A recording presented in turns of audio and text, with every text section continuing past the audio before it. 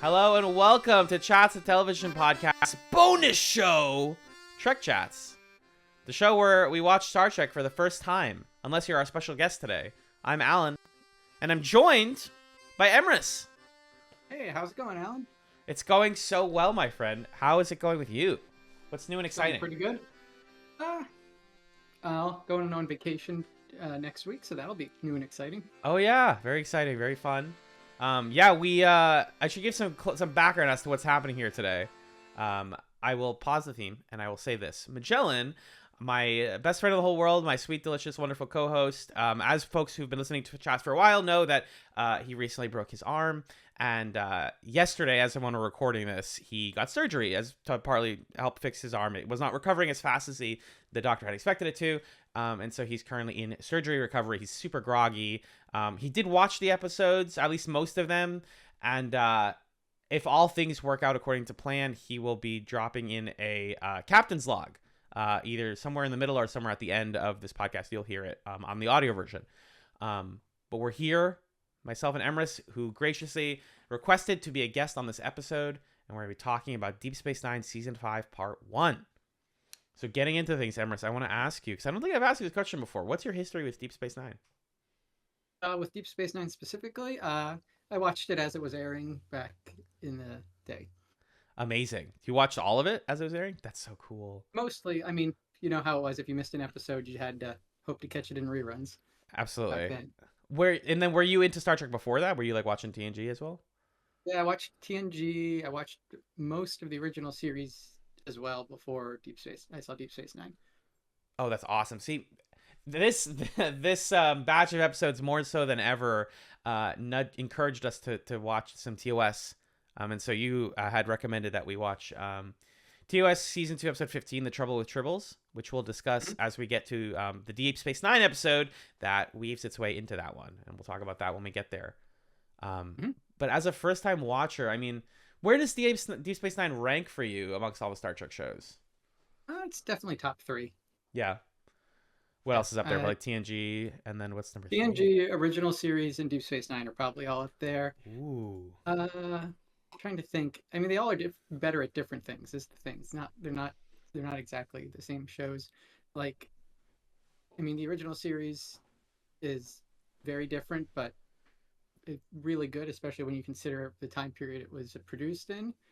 I think Deep Space Nine generally tells better, more.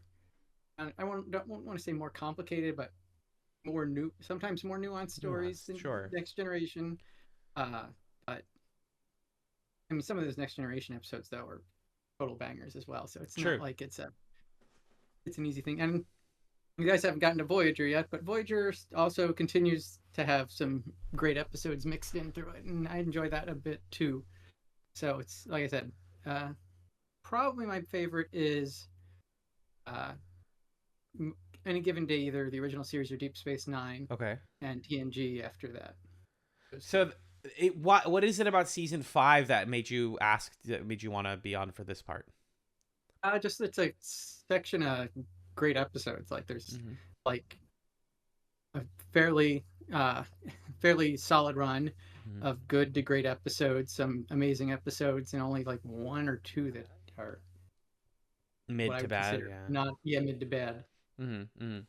Yeah, so that makes sense. I think Season 5. I mean, also obviously that Tribbles episode ties back to your other fave TOS. So like exactly, this just feels like a banger section. I don't want to show too much in my hand, but getting into the next thing we tend to talk about is like, what was it like for you watching these 13 episodes? And like for myself, we've talked especially for Deep Space Nine about how we always feel rushed, right? The last week, Magellan and I both have like various forms of ADHD, and so we're like, okay, if I just start like 2 days before the recording, it'll be fine.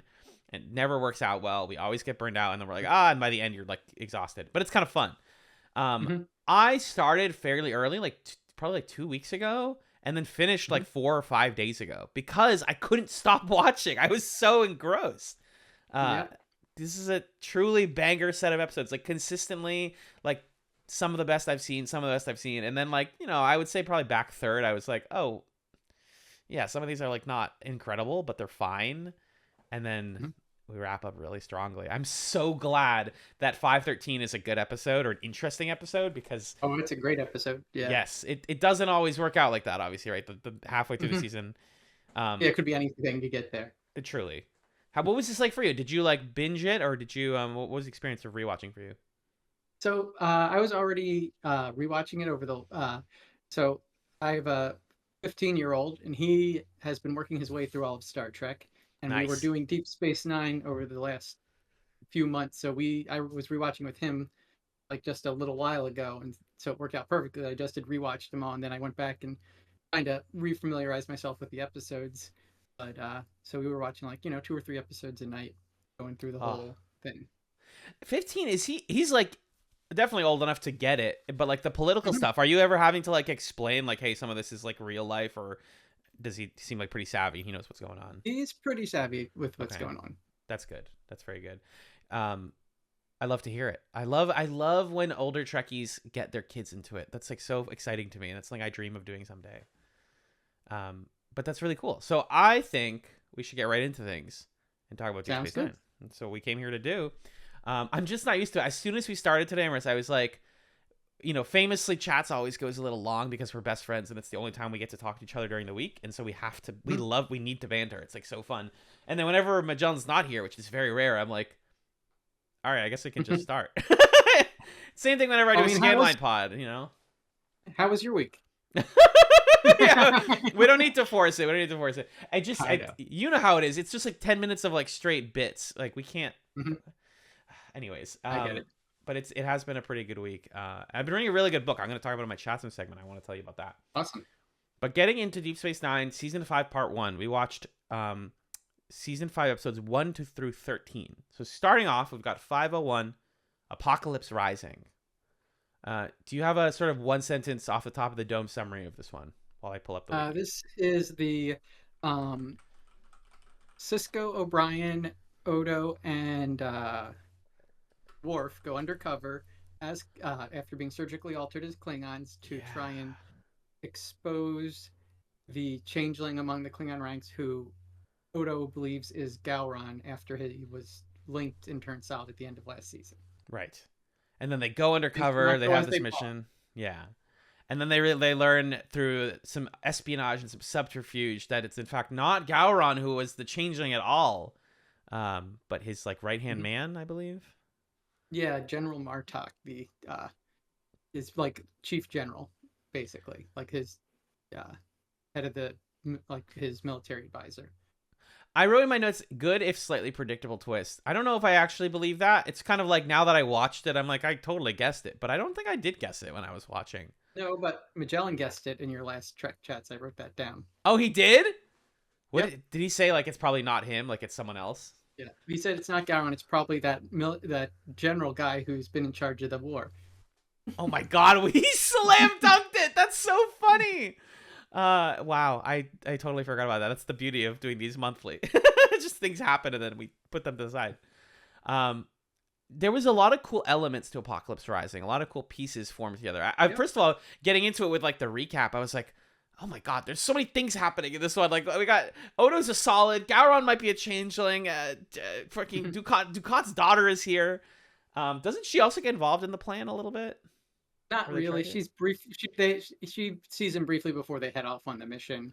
That's what yeah. Kira trolls Ducat about being pregnant. Oh yeah, that it's O'Brien's kid. So, I love Kira. That is my favorite side plot of season 5. Is Kira and O'Brien and everything going on there. We'll have to talk about it. Yeah, that's a fun thing that kind of runs through multiple episodes. Yeah. And I don't, a lot of times with shows like this, you're like, okay, I see the romantic pairing from episode 1. Like Riker and Troy, you're like, this is the romance. They're not going to, they're going to date other people. This up. Correct. It doesn't feel like they've picked one person for Kira and kind of like locked her into a storyline like that. And I really like that about her. Because it's not just like, oh, actually she might have a thing for O'Brien, but it's like, well, she also has some great bickering dialogue here with Bashir in this episode that I liked. And there's obviously the whole situation with Odo. The truth is, like, every man on this ship kind of likes Kira in different ways. But also, frankly, every woman likes Kira because she's... yes. Queer headcanon for Kira. Dax probably likes Kira as well, I have to imagine. Yeah, I would think so.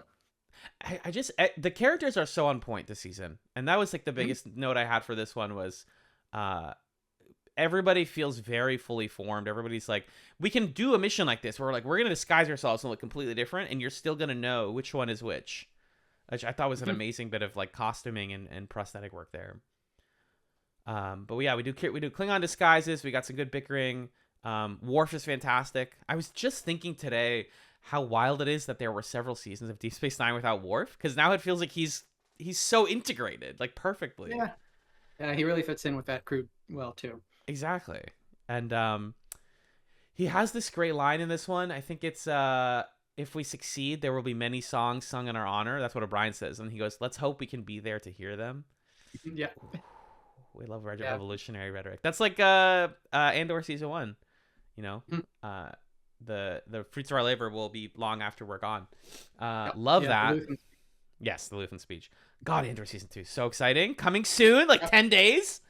Yeah, I'm rewatching Andor in preparation.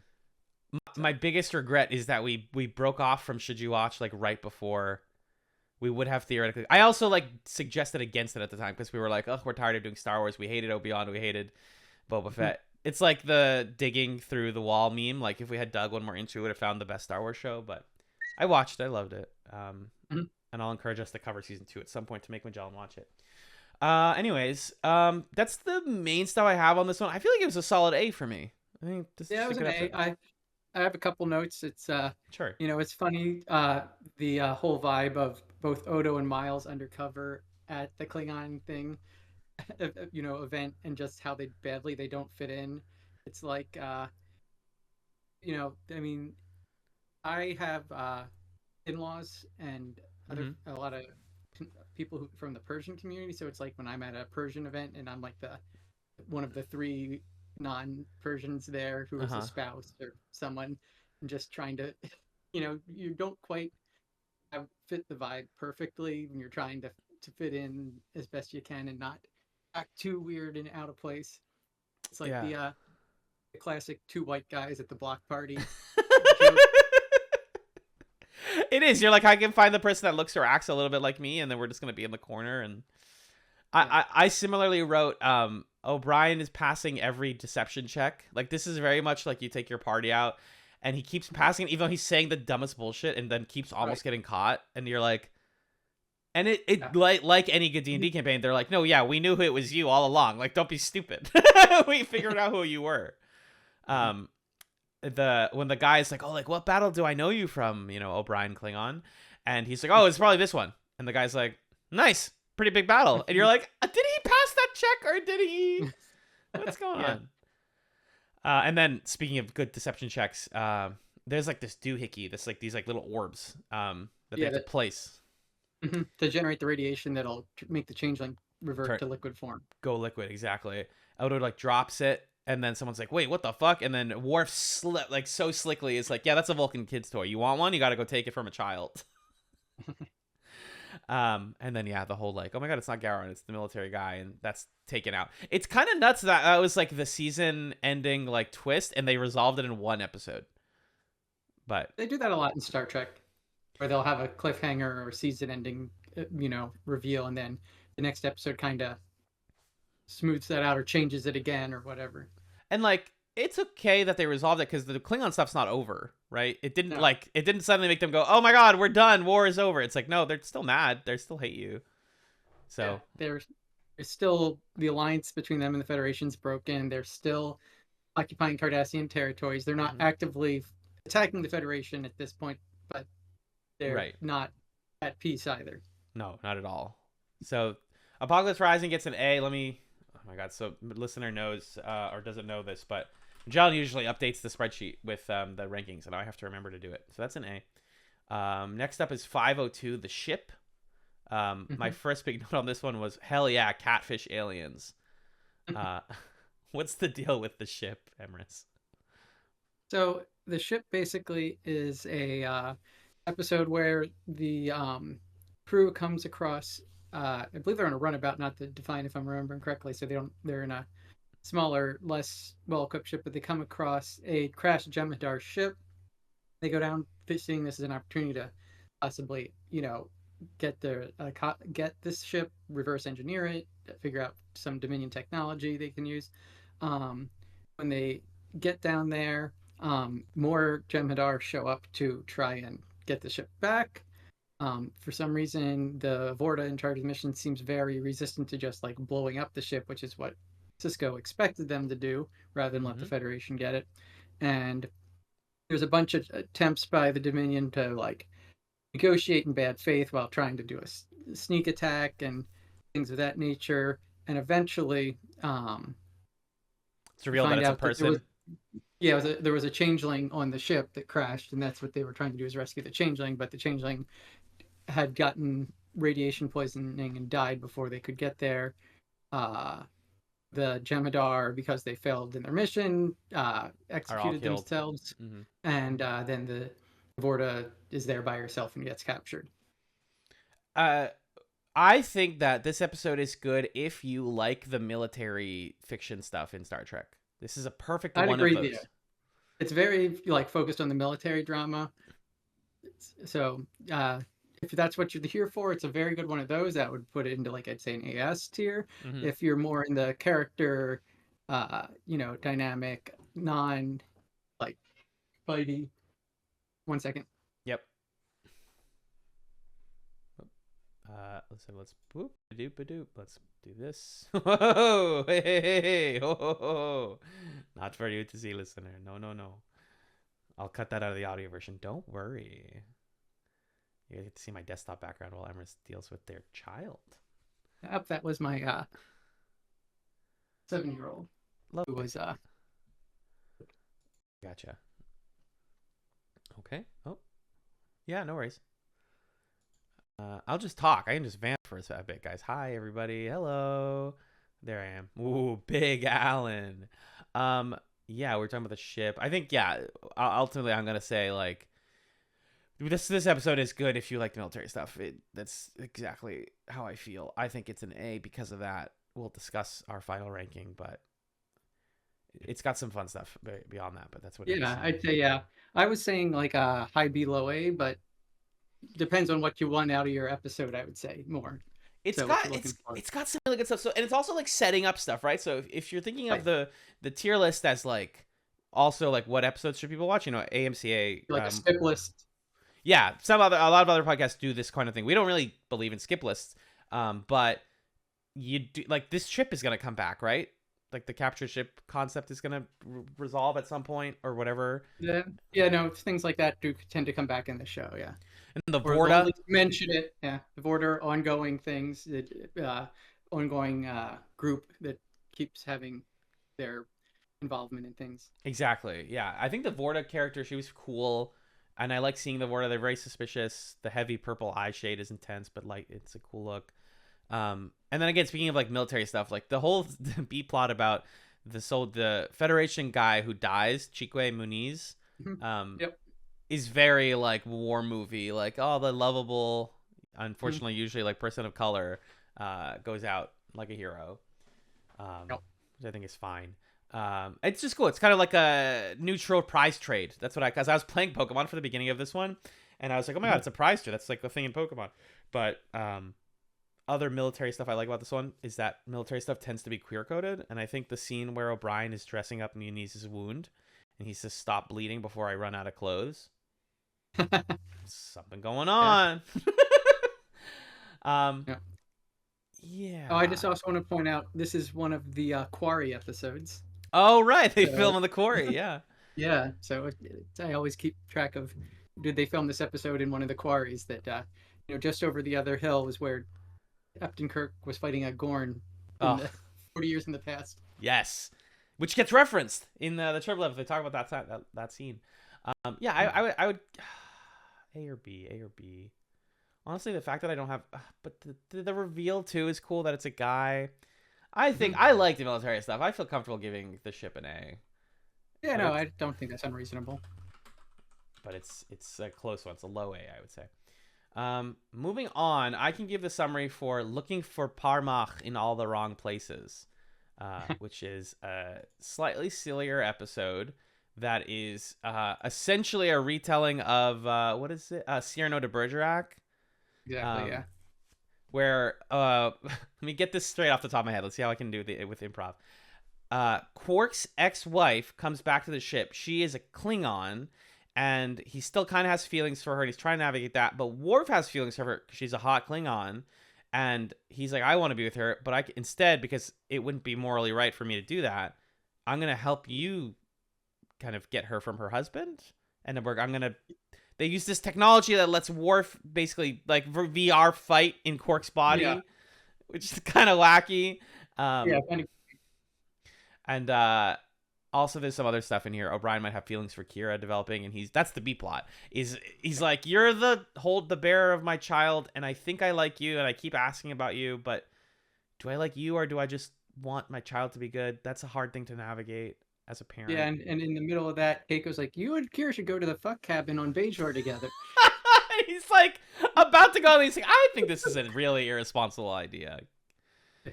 Like, Keiko seemed pretty into those two running off to that cabin together the whole time. She was the one pushing for them to do it, which is makes you think about Keiko. Yeah. Between the her always sending Miles off with Bashir, and now Kira, it's like, Keiko, you got some things you're into, I think. Yeah, I think you need to talk about that with your husband. I mean, speaking of like having hobbies separately as a parent, or no, sorry, that was I was talking about that in therapy an hour ago. I'm like, I literally had a therapy listener right before this, and we're talking about how it's important in a relationship to have other hobbies besides your kids or your spouse. And there was that episode where O'Brien had that, where he's like, I want to hang out with Bashir. And now he's like, it just feels like O'Brien wants to be with everybody but his wife sometimes. And it's sometimes. I don't really know. I'm curious to see this relationship develop longer term now that they have their second kid. But he does definitely still love her. And it's very sweet. There's like a really funny comedic beat early on where he's like, Quark is helping him eavesdrop on what he thinks is, or helping Bashir eavesdrop on what he thinks is Keiko and O'Brien. But it's Miles and Kira. And that's like kind of setting up this whole plot of like, who's the wife in this scenario? They're arguing about spring ball. Just saying. I think this one's funny, but not remarkably good. The Cyrano de Bergerac stuff all felt really weird. Like, what's up with Worf? Yeah, why did Worf go along with this plot at all? It doesn't really feel in character for him, honestly. No, like, you try to, even like when I was doing the summary, it's like, well, why does Worf even agree to help? He's like, I want to pursue her, but I don't want the reward of dating to be with her, so I'm just going to help Quark do it. Really weird. Yeah, he's like, well, if I get with her, then it'll be dishonorable for her because I've been, exiled. And correct. So I'm going to help Quark do it instead, I guess. Yeah, like I said, I agree. It doesn't come together. Motivation doesn't come together.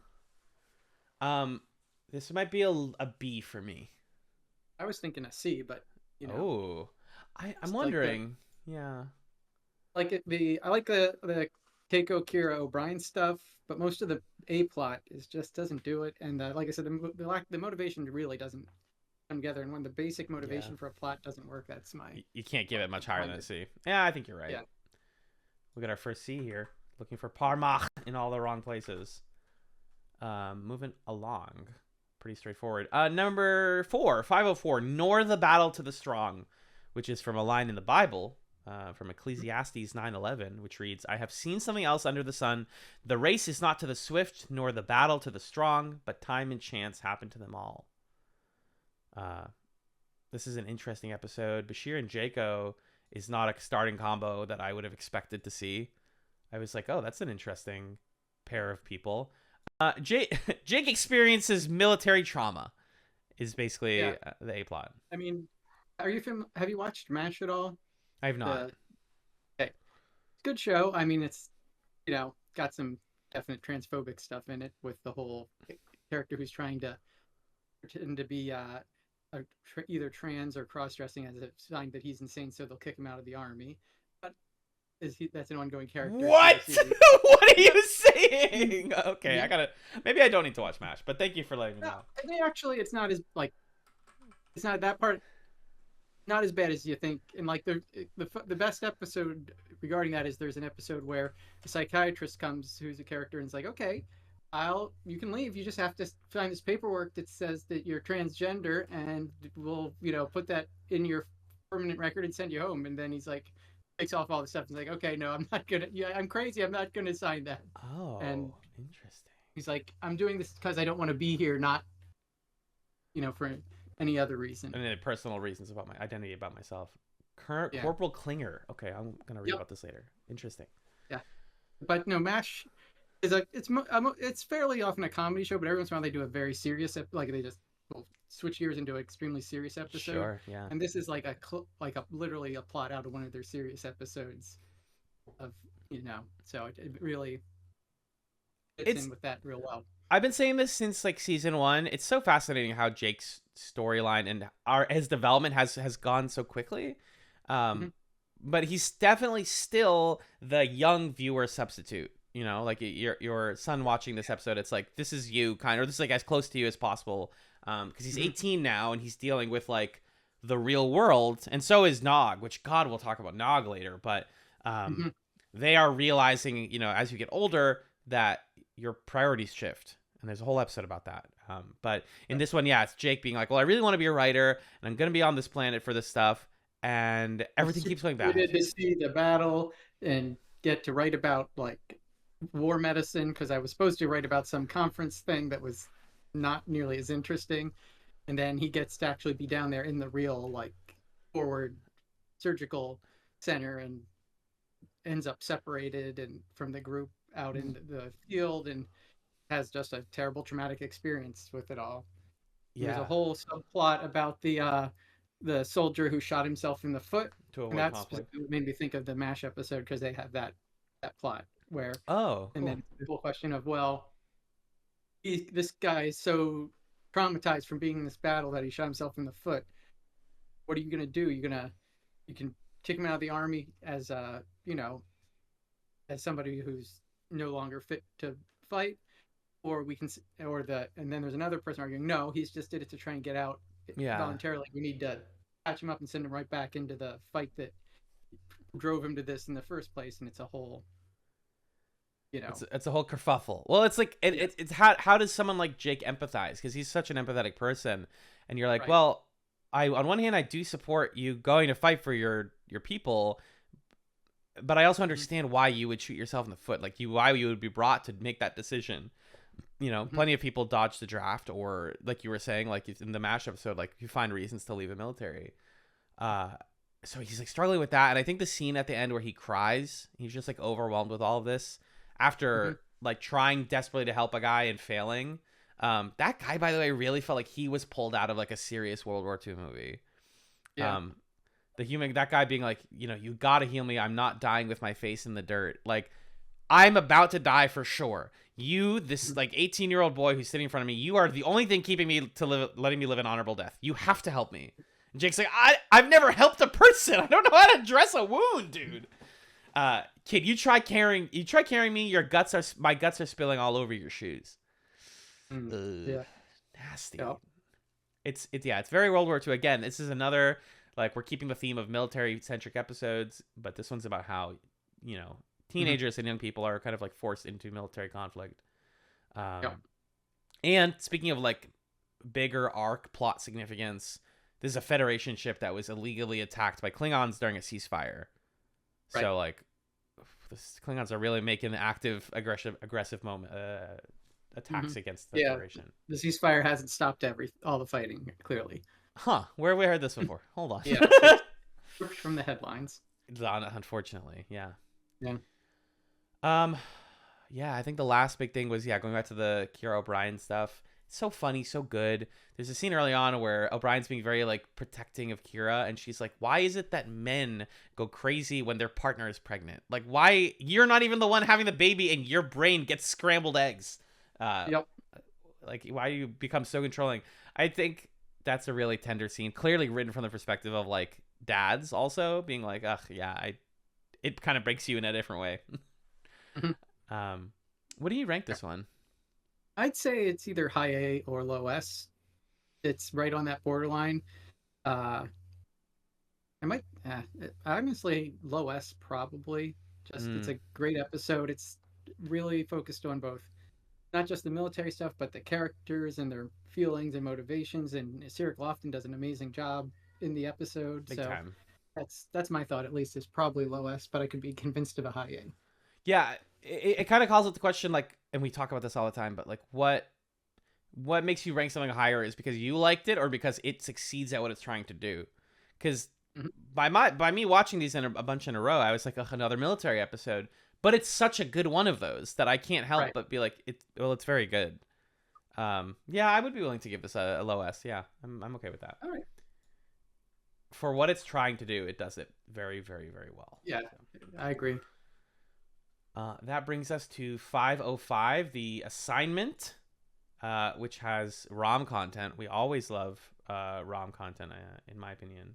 The best. The best side character in Deep Space Nine, except for Morn, but that's cooking. That one's cooking on the back burner. Yeah, this one kind of rides on the side characters a lot. This one's weird. It rolls right into the horror element of the A-plot so quickly that I felt like I didn't have time to like acknowledge how scary it was. It's also like pretty predictable, the A-plot at least. So basically, Keiko is possessed by an alien who's trying to get O'Brien. Specifically. Yes, like a mythical, or like an alien that's like or alien race that's talked about. They're like the counter evil race against the founders, or not the founders, the prophets. The prophets, yeah. Prophets. They were exiled from the Celestial Temple by the prophets and trapped in caves on Bajor, is the backstory they mentioned at the beginning. Yes. And then it's like, oh yeah, you're actually one of those. I kind of like how they rolled that out. They don't just say like, I'm one of them. They're like, the only thing that this makes sense is if it's one of these. And then they're like, oh wait, actually, I think it is. Myths are real. Speaking of Rom though, like, so O'Brien's like worried about all this stuff, and he needs a fall man to like do all the evil stuff that the spirit tells him to do, or else it's gonna kill Keiko. So he has Rom do it, because if you remember, listener, Rom started taking the night shift in the engineering wing because he doesn't want to work for Quark anymore, and bringing that back was so cool. I was like, whoa, Rom's important. He's like really important to this plot. Yeah, I mean, Rom really shows that he's a lot smarter than people give him credit for in this episode. First, he figures out O'Brien's up to something, then O'Brien recruits him to help him do the work, and then O'Brien leaves him as a fall man at one point. And then while he's in the brig, he's the only one who, because O'Brien's so focused on saving Keiko, he's not really thinking about what he's doing with all these things he's being told to do. But Rom's like, why are you making a chronoton beam and focusing it on the wormhole? The wormhole, yeah.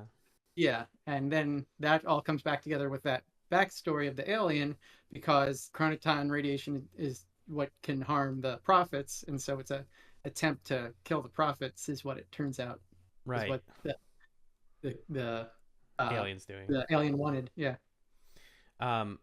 It's so funny to me that that Rom is like really good at his job.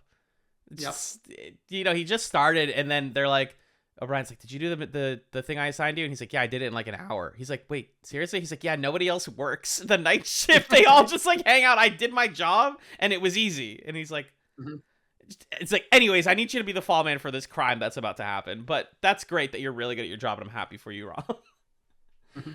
And he also says none of the other engineers talk to him. They all just like socialize and play cards. And he's like, don't we have a job to do?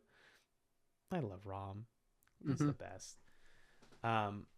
Yeah, I think after they're like, yeah, I'm sorry I left you as a fall man, he says, I'm Quark's brother. I know the role. I know how this goes. I've done this kind of thing before. My sweet, sweet boy. And then in terms of the Keiko stuff, I think Rosalind Chow does a ton of heavy lifting here. Or is doing her best, given that it's like kind of I've seen this type of plot before, you know? The scene where she throws herself off of the balcony is like kind of scary, and then it's like, oh, I broke all my bones. O'Brien, you better take care of me, or else I'm gonna kill our daughter also. And then the scene where she does the non-consensual kiss with him, give me a kiss. Like, ugh, slime across my body. Ugh, gross. I mean, yeah, like you said, she does a great job acting as this evil entity that's in Keiko's body.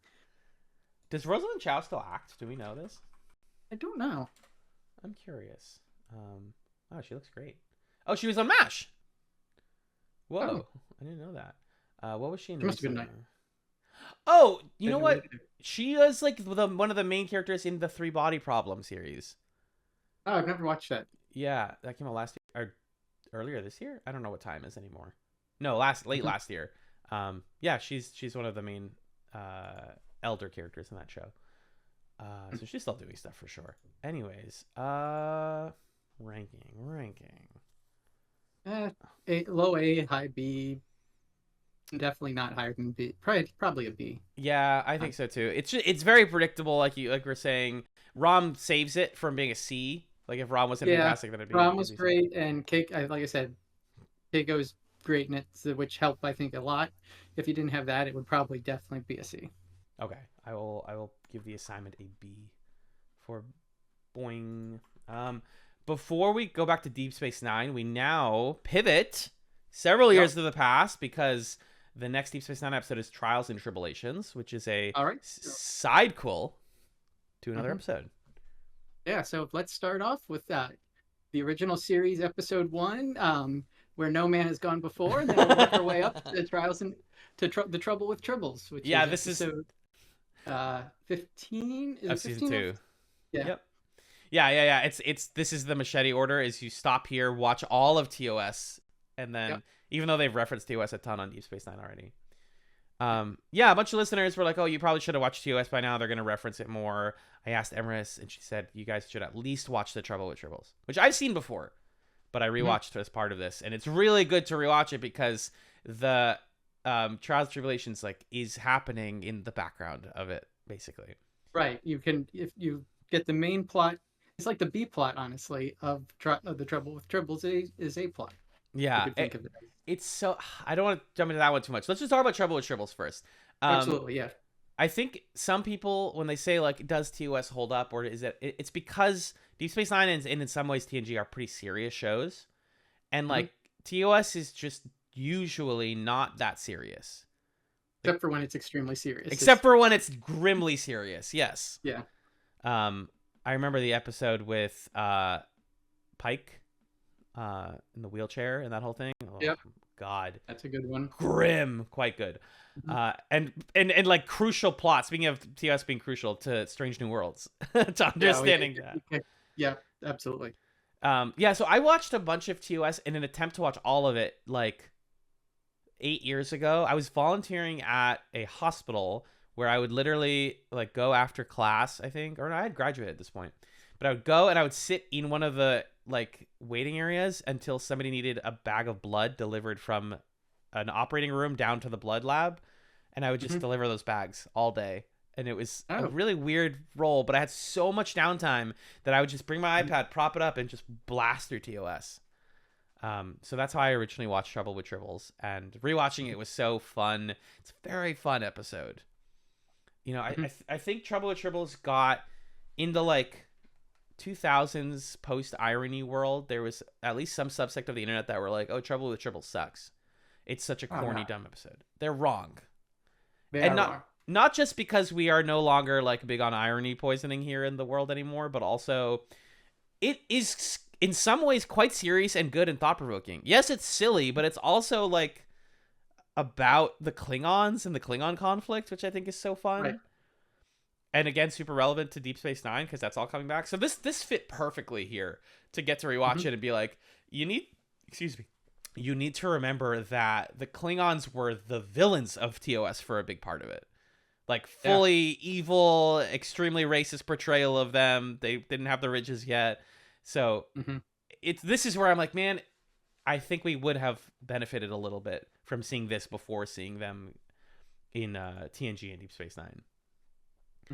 Because that whole plot is basically that there's a spy, a Klingon, who changed his face through surgery to look like a human, which when they reveal that and you're like, the guy with the huge eyebrows is the guy who is a Klingon, for some reason this makes sense.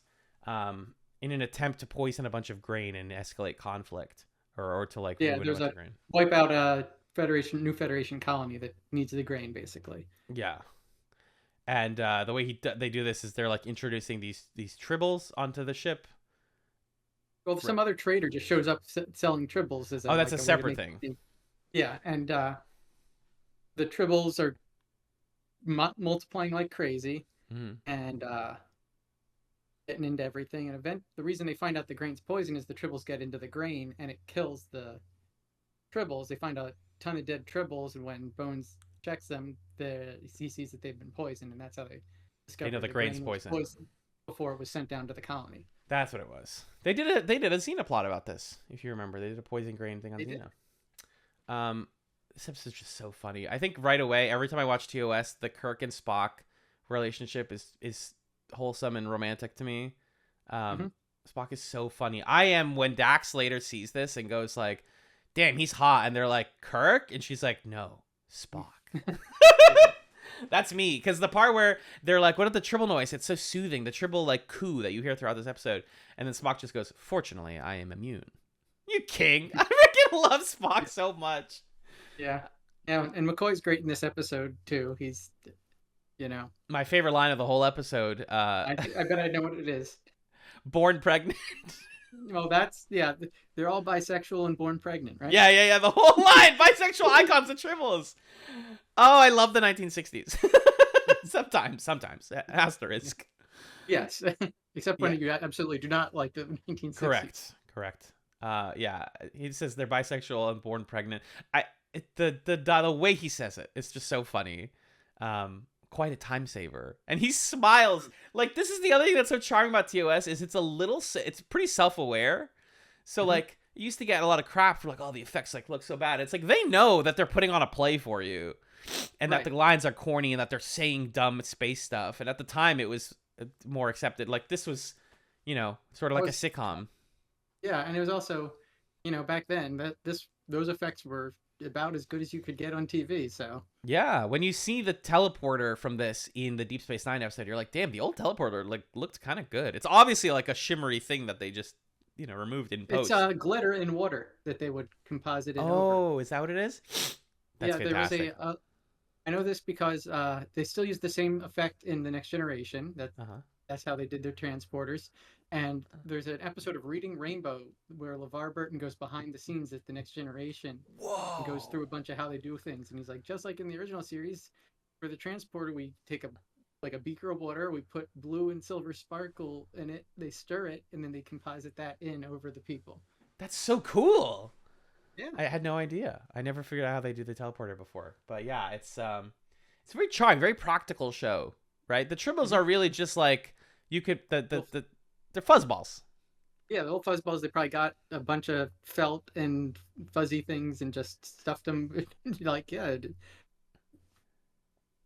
they worked with what they could back then. Absolutely. And they make it, you believe that like, oh, they're really cute. They got a little cooing noise that plays. And so, women be shopping. It's the 1960s. Uhura's the first one who's like, I want one. Susceptible to cuteness like me. We got that great bar fight scene. I kind of like...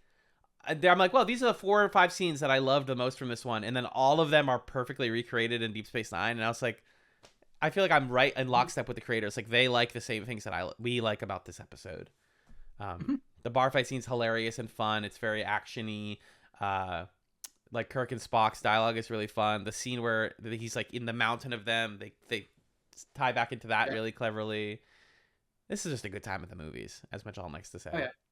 Yeah, I like how the fight, it's, they're trying to start a fight with the Enterprise, like, because there's a Klingon crew and the Enterprise crew both on leave at the station. Yes. And the Klingons are trying to start a fight, and they start insulting Kirk and saying, like, all this, fucking shit about him, and, like, Chekhov's ready to go immediately, and Scotty's like, no, don't get him, let him get engaged. And then they start talking shit about the Enterprise, and Scotty just turns and starts beating the crap out of the guy, which sets up the whole thing. Fight. And then in whatever, like Kirk's interrogation of the men later, it's such a military thing where they're all like, I don't know who did it. And then when he talks to Scotty and he's like, they insulted me? And he's like, yeah. And he's like, that's when you beat them up, right? He's like, that's not when I beat them up, sir. No. And then they insulted the Enterprise, and that's when I fucked them up. Oh, Scotty, you're a king. And then Kirk just being like, oh, I mean, I kind of thought you would have done it for when they made fun of me, but okay. Thanks.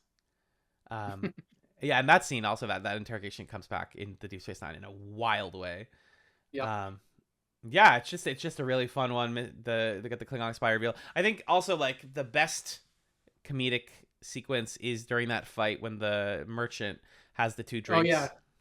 And he's weaving around everybody fighting, trying to hold his drinks and drink them at the same time as he's not getting hit. Yeah. Yes, and then one of them like gets taken, and then he just has a second one.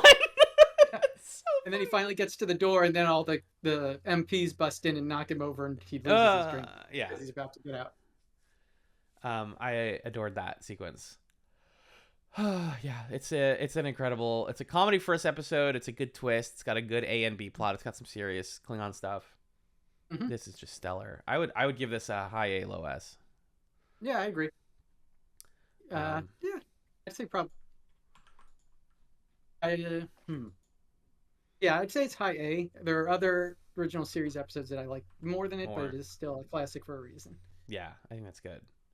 And then that gives us the other side of the coin, which is Deep Space Nine 506 Trials and Tribulations, which is a fascinating work of creative remixing. Yeah, the way they did all this is impressive. I sent you that documentary. I don't know if you got a chance to look. I did. I watched it. So there's on YouTube, listener, a mini documentary, like a 20-25 minute doc about the making of this one that aired, I think, on cable, like when this aired. Yeah, it was on the Sci-Fi Channel. Yes, and super interesting how they like talk about the way that they incorporated themselves. This is a fascinating episode in our modern TV landscape with sci-fi and Star Wars, where we like DH people or remake certain scenes. Rogue One ends with the beginning of A New Hope, like that kind of thing, and that feels like such a wild thing. And in this, they're like, yeah, it was really hard, and we did it right because we wanted to make sure we did right by the original product. Right. We didn't digitally undo anybody. We just put ourselves into it in a way that feels like eerily natural.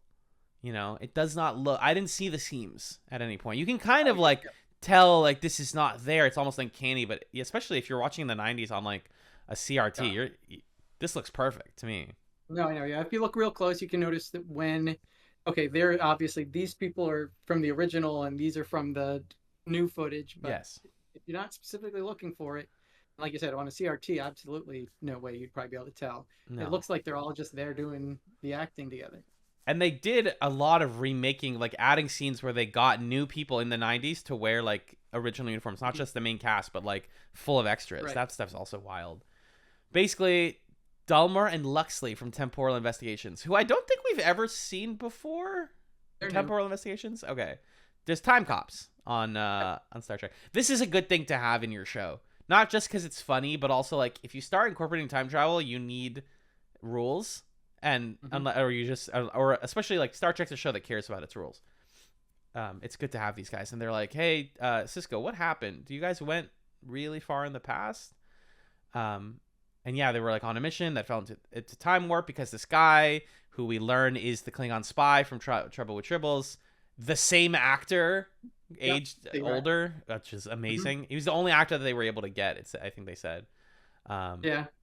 Which makes sense. They really only need him because the rest are all in the They're past, all there. So. Yeah. Although a lot of them are still alive, and there's like footage in the documentary of them at like interviews being like, yeah, this is great. I love that they did this. Yeah. Which is good to hear. And they are like basically trying to stop him from going back and saving himself and killing Kirk. He got exiled for failing his mission to Cardassia.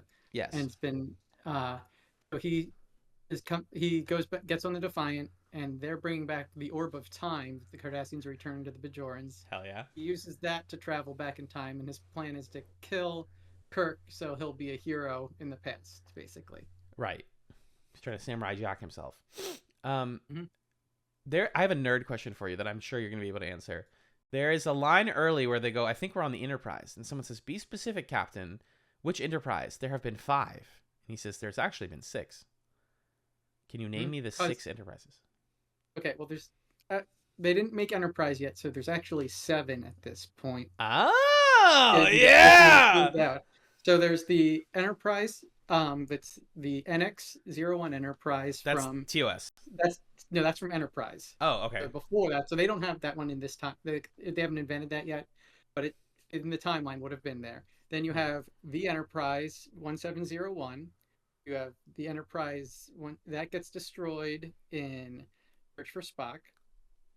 Then after that is the Enterprise A 1701A.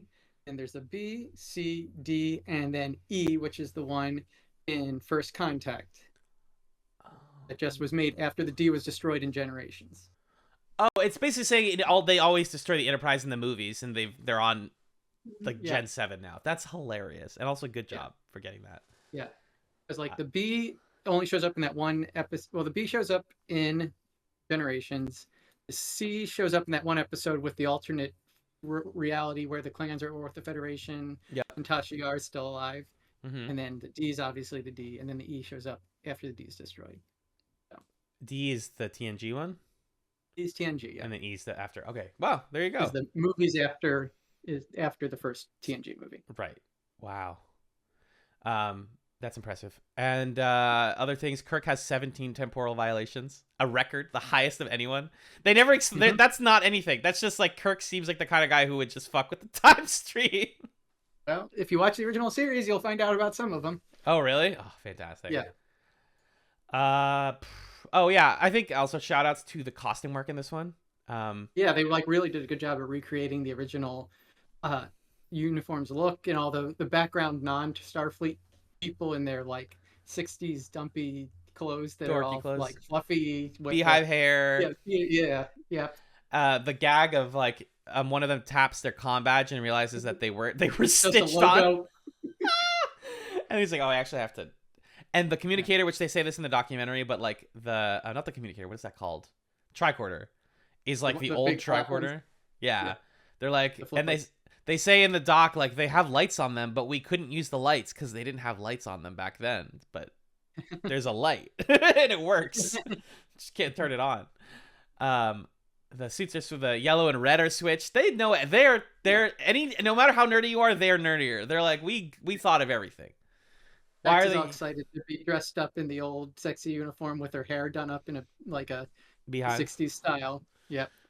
Yeah, she is. Again, they say this in the documentary, but like she's the creators of the show / the fans, being like, I just want to go in and like hook up with Kirk and like talk to Spock and like play with the buttons.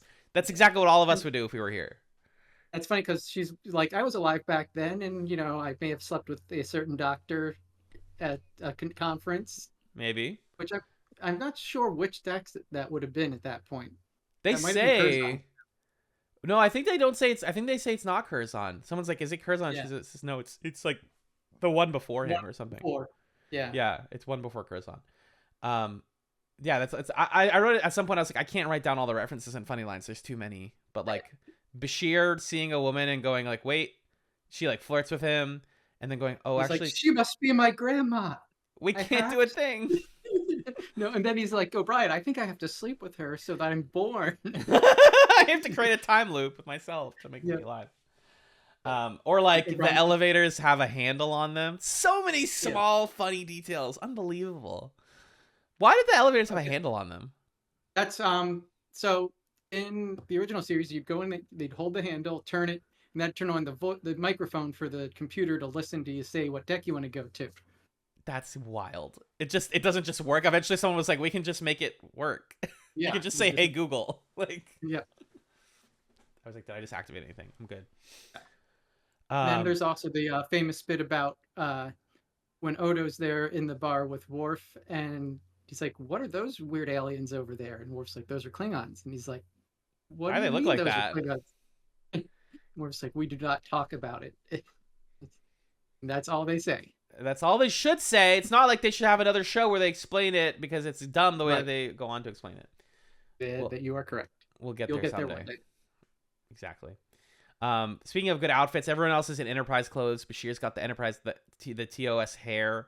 And then Odo is like wearing the same outfit as the Merchant, like camo trench coat with a sweater under it. Yeah, that's like back in the original series, that was like one of their common civilian like clothing styles. So he's just in one of those. And Worf's in a slightly different but similar. The hat, the fuck ass hat. Yep. Everybody's hornier. That woman who flirts with Bashir says your flap is open. Weird. Intense. Dax is me falling in love with Spock. And then the other thing is just like that by the second half of the episode, they're inserting themselves into scenes for the listener, like I watched on my phone the TOS episode while watching Deep Space Nine to see exactly what they were doing. In some of the shots, they are basically they say in the documentary, like, we looked for shots where either no one was in the background or somebody who looked similar was in the background, because all we could work with was the original footage. So like Kirk and Spock have a conversation by the phone. There's nobody behind them, so they were like, we can put Cisco and Dax in the background and just have them talk. Or you know, during the interrogation scene, there is literally a soldier next to Kirk, to like Scotty, who looks like O'Brien, and they just put O'Brien there. There's a shot in the documentary of them doing it where it's like the PNG of O'Brien like squished in there. It's amazing. Yeah. They talk so much about like we had to get the lighting right so it didn't look awkward, and then we had to make it overlap behind Kirk because Kirk walks in front of him. Like it must have been so difficult, and they did that on the 90s computers. It's like, and we rebuilt the sets, and they had to match so that when we put it in, that everything would line up, and it's just, truly buck wild. They get to witness the bar fight. They join in the bar fight, and then they talk. I love this is my favorite part of the documentary. They talk about how they had to fight, because they're like, you know, nowadays they have a stunt coordinator who's like, in the old days, they fought like it was a cowboy movie where it's like exaggerated punches because they look good on camera and they cover up the fakes. And they were like, in the original TOS thing, there are a ton of ton of misses. Like they punch and it doesn't hit anybody. We wanted to do that and make it feel authentic, but we didn't want to do misses because that feels like shoddy. So we kind of blended both. He did cowboy punches, but they actually hit. It's great. Stellar stuff. Truly, truly. And then I think the last thing is like the way that they DS9ify the Trouble with Tribbles episode is by saying that there's a bomb in one of the Tribbles. I loved that. They took a like baseline silly episode and put something very grim on top of it, and again, like making it look easy when it's like Dax and Cisco in the chute in the big grain container where the Tribbles are eating it all and dying, and they're trying to find the one that has the bomb in it. And it's like scan. I found it, and that's happening, and they're cutting back and forth between Kirk in the gag scene where he's covered in them, and they are revealed to be the ones throwing them over the vent. They keep coming out the vent, even though they all fell out earlier. They're the ones throwing them out as they check them. It's nuts. It's so good. And I think this is just an awesome way to pay lip service and pay respects to the show that came before. And not just like I think that TNG it wasn't afraid, but it was like really, really trying hard to differentiate itself. They didn't over rely on the references because they were like, we want to do our own thing. We want to be our own thing. And Deep Space Nine is like, yeah, we do. And we are doing our own thing, but we still appreciate what came before. We respect them very much. So it's a super fun episode. I think this is such an easy S. I have no problem saying that. And I loved watching that documentary as well. So I highly recommend looking up the Trials and Tribulations documentary on YouTube if you like this episode. You get to see Ira Steven Bear. Yeah, you do. And I like the last bit in the series is like, they ask him, why did you go back and like go under the bridge and shake Kirk's hand? And then the other guy's like, well, if I was there, I would have done it too. I would have done it too. Oh, that part's so good. Because they say like we had to put them in scenes where in the original Kirk was talking to someone. Is Kirk talking to someone in that? Or like what is that scene pulled from? That might have been from a different episode that they pulled so. in and used of him just getting coffee from someone or whatever it was. I'm trying to remember the exact thing it was. He's basically like, who are you? I'm like, oh, thank you so much. Okay, bye. And that's Cisco like shaking his hand being like, it's an honor working with you. Oh, that's awesome. And that's the episode summed up. It's like, it was an honor to be a part of TOS briefly in a weird way. A slam dunk of an episode. Truly, truly. Next up, I got to jump ahead to is Let He Who Is Without Sin. I was really mixed on this one, Emrys. This is my least. This one's just bad in my opinion. Yeah, it's mostly disappointing because like first of all, there's such good Dax Worf stuff, right? I love Dax. Yeah, there's some fun Dax stuff, and there's some fun Lita Bashir stuff. And it's Risa. We always joke on TrekChatz like, when are they gonna do an episode on Risa? When are they gonna do a whole? Because they always say like we're gonna go to Risa and then something happens. That was TNG like 8 times. They're finally on Risa, and it's like the setup for this one is dumb. What Worf does in this one is out of character. Makes no sense. Makes no fucking sense at all. The ending is dumb. The fact that the Federation doesn't put Worf in jail for this is dumb. Like, it whiffs. This doesn't come together at all. No. It's the pairing of Dax and Worf who are asked to go on vacation because they're literally injuring themselves from how much intense sex they're having. Yeah, Bashir's like, I'm done having to fix your clavicles and like ribs every day. Unbelievable! I love it. You freaking freaks. They deserve it though. And then it's Bashir and Lita who, until this episode, has just been Dabo Girl basically. She's like the pretty girl who's in the back, and then she was part of the Union episode. She was an important part of that one. We learned that they are like doing a parting ceremony where before they break up, they like go on a big party and have a ton of sex one more time before they fully break up. I didn't even know they were dating, but it's in this one that Lita's like, yeah, I actually really like Rom. Right. Listen, for those listening at home, I'm doing prayer hands because Rom deserves a baddie and he got his dream girl, and I'm so happy about it. Horny Worf being horny is it. I'm like, all my notes are the good stuff. He tries to riz her up. He says they have something about something else. He's like, oh, it's the most beautiful thing I've ever seen in my life until now, referring to how hot he thinks Dax is. Vanessa L. Williams. This is how you know it's an episode from the mid 90s. Yeah, she's just everywhere. Oh, that's Vanessa Williams. What's up? She's an old partner of like an old host of Dax, and so Worf is jealous. And she's clearly still into Dax too. Yeah, Dax is pretty into her still too. But yeah, they have a thing, and Worf's jealous. Worf doesn't trust her, and she gets pissed about that because she's like, "Yeah, I had a thing with her, but I'm with you now." What the fuck, Worf? Yeah, I chose to be with you. Me, the like Jadzia Dax. I love that Dax has a ton of like hot exes across time and space. That's beautiful to me. It's a lot of horny stuff, and then the A plot sucks. So there's these anti-Federation conservatives, and you're like, wait, that's really cool. That's like a great concept. We're anti-Federation. They're like, yeah, you guys are like as bad as everyone else. You come to this planet, blah blah blah. Yeah, well, their whole thing is that the Federation's made everybody too soft by getting rid of scarcity, and no one has to work for things anymore. And they're on the pleasure planet saying that, like, okay, loser. Like, that's like going to like Hawaii and being like, oh, I hate vacationers. Like, dude, I'm here with my family. To be fair to the people of Hawaii, there's probably a lot of it's a more complicated. Sorry, that was the first one that came to my mind. But yes, there's the tourism in Hawaii is a big problem. Actually. Yes. And then so Worf says that the reason that he helps them out is because he, as a kid, like killed a human child or injured a human child really severely. Broke his neck. Which I mean is an interesting backstory thing about Worf, but then that doesn't make sense as the motivation for why he's doing this now, really, when you think about it. Like he explains, this is why I'm always so serious and careful.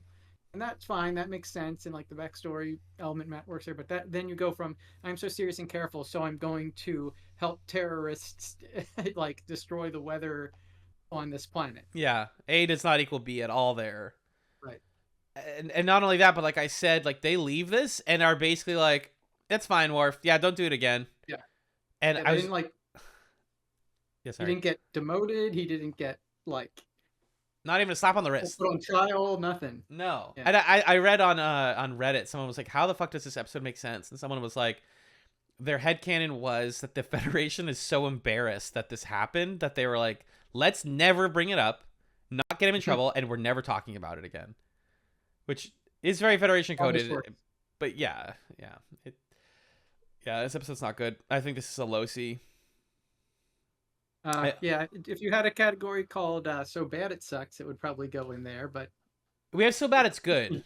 But exactly. That was my point. Oh yeah. So bad it's bad.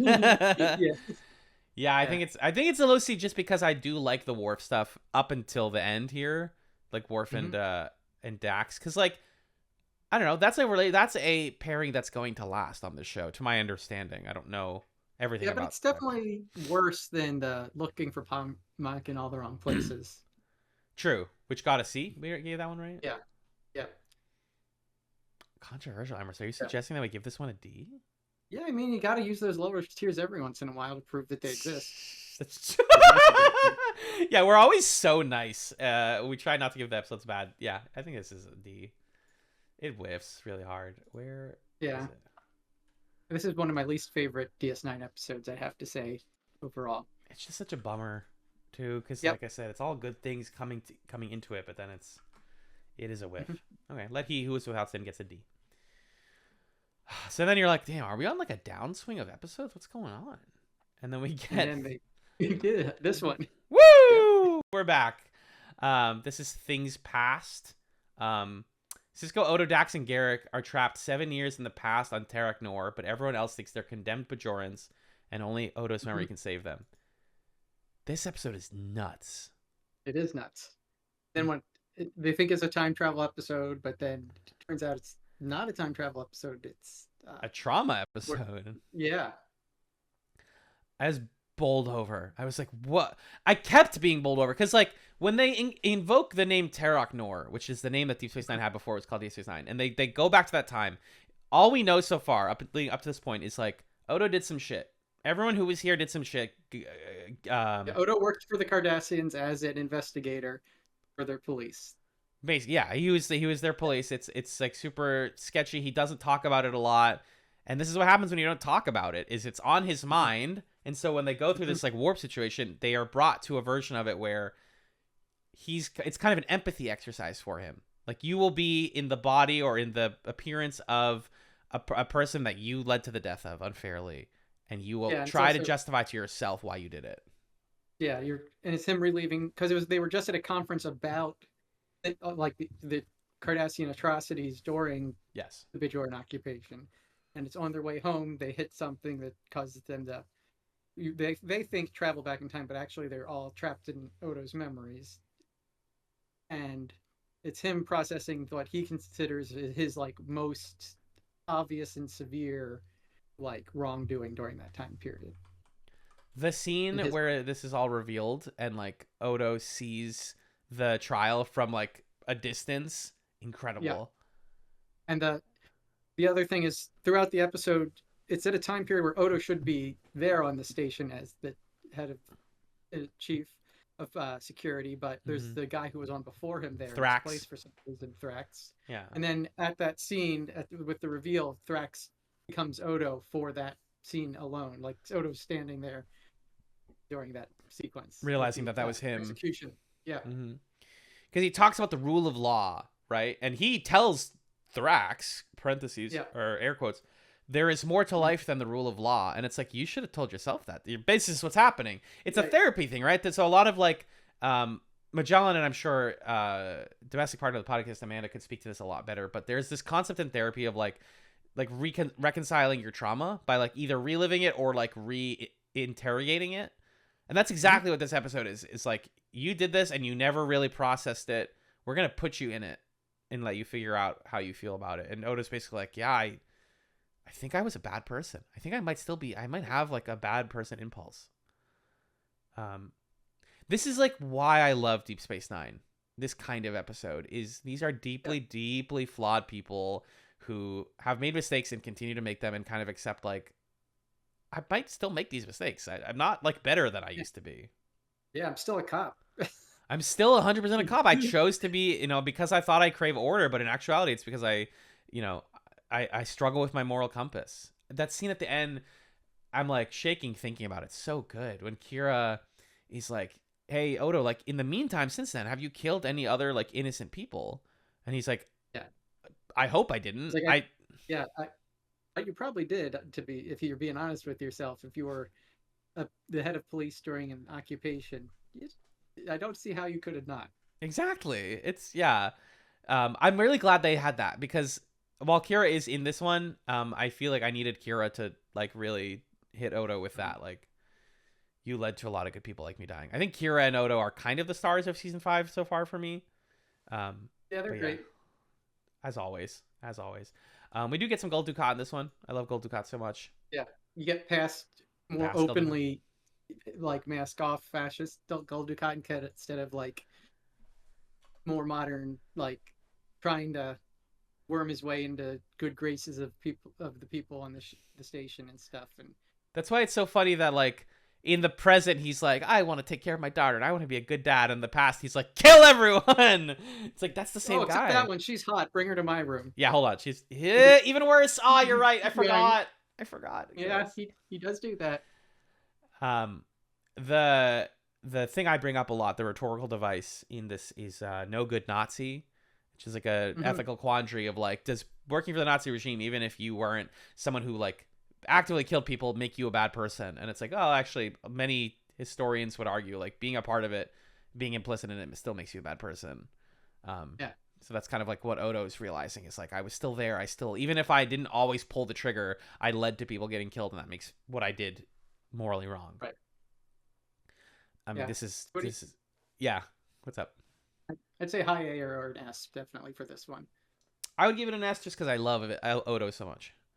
Yeah, I don't disagree. It's probably an S. I don't have any problems with this one. You know, that's my big thing. Whew. All right, let's dial it back down. It's 5:09. The Ascent. Which one is this one? Hold on. It's the mountain climbing after they crash episode. Oh, this one's fun. This is very TNG. Yeah, I'll do the summary on this one. So the two main things are Rom's coming back to the station for like his like experience in the field at Starfleet. Nog, sorry, I said the wrong one. And then at the same time, Quark is being taken to a Federation grand jury. Odo thinks to go on trial, but he wasn't given any actual information about it. He and Quark take a runabout there. The runabout sabotaged by the Orion Syndicate because it turns out Quark was a witness, not the guy on trial. Yeah. Yep. And so they crash on a Class L planet, which is like habitable but just barely, which is super cold and mountainous, and they're trying to survive. They get the transmitter for their distress call working, but it's lost its antenna, so it can't reach out of the atmosphere, so they have to climb a mountain to get it high enough so that it can be found and detected, and it's the two of them trying to get up this mountain together.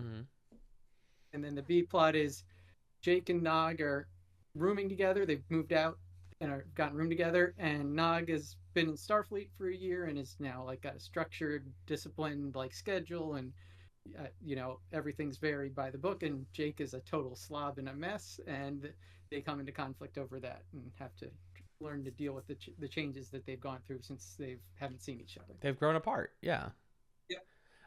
Everything in this episode's good. I feel like nothing in this episode is like revelatory. It's all just quite good. I agree. Like Jake and Nog is exactly like we were saying earlier. I'm glad to have seen this, right? What an interesting inversion of like, go back to TrekChatz DS9 season 1 where we're like, ugh, Nog's so annoying. He just makes Jake go on like stupid adventures. Jake has no character, and now it's like he's a terrible misogynist. Which he was at the time. He was. Yeah, absolutely. He grew up and now he's believes in order. I know people like Nog. Like people who in their time in the military or in their time in college or whatever were like, oh yeah, I was actually like really shitty back then, and I like think that order and routine are going to be good for my development. And then you have Jake, who is quite literally on the opposite side of that, where he's like, I thought I was a pretty chill dude, but I'm like, I kind of tap into my worst impulses with certain people, I was go ahead. I was just going to say, and then between the two of them, I definitely come down more on understanding Nog than understanding Jake, because there's that episode where Nog comes home from working all day and the whole room's just covered in like clothes and empty food containers and garbage, and he's like, I was gone for 6 hours, what the hell did you do here? Jake's like, well, I was thinking. I was in writer mode. I was writer moding.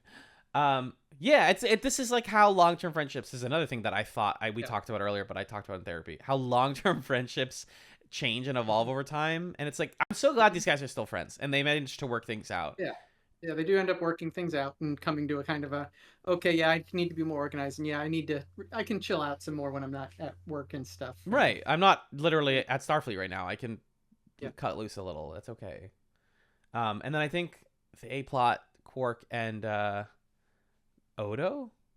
Why am I forgetting? Quark and Odo. Sorry. Yep. I love the boyfriends. I love a Brokeback Mountain situation without the gay sex. Unless, it's charming. But it feels very like a mid-series TNG episode of like, they're gonna fall down a hill. Planet of the Week episode. They're gonna fall down a hill and go, oh, I actually like realized you were good. I did like the whole Quark realizing the reason he got called is because he wasn't successful enough to join the Orion Syndicate. So part of this is him like eating crow a little and being like, oh yeah, I'm not the best at my job either. You know, I would have been part of a syndicate if I was good enough. Yeah, and then it looks like they're not going to make it to the top, and Odo's like yeah. Okay, I guess we're dead because you're too much of a, you've just given up, and I can't because my leg's broken. Yeah. And then Quark crawls his way up high enough to get it after that. And then they get warped off right as Odo's saying, like, bury me, scatter my ashes. Or he's just put me in my urn. And then, like, put my ashes in my urn, yeah. Amazing. We get freaking Odo's final words before he's not dead. What do you rank this one, Emrys? Probably a B. Yeah. I said a fun B in my notes, but it's definitely a B. Yeah, but it's a fun B, but yeah. It just doesn't really blow you away at any point, but it's quite good. This is the kind of episode I like in the middle of a season. We're flying today. I'm impressed. Do you need to take a break at any point? You let me know if you do. No, I'm good for now. Groovy. Next up, 510, The Rapture. Let me pull this guy up. On the eve of Bajor's entry into the Federation, Sisko locates the ruins of the ancient lost city of Bahala on Bajor. As the visions that are guiding him prove potentially fatal, Sisko must choose between faith and his life. This one's challenging. Yes. Because it's very sad, right? It's like uncomfortably sad. And I was writing my notes like, I'm struggling to articulate why I didn't like this episode. Is it because it makes me feel bad about Sisko, or is it because it's not very good? How did you feel about The Rapture? It's interesting. I agree. It's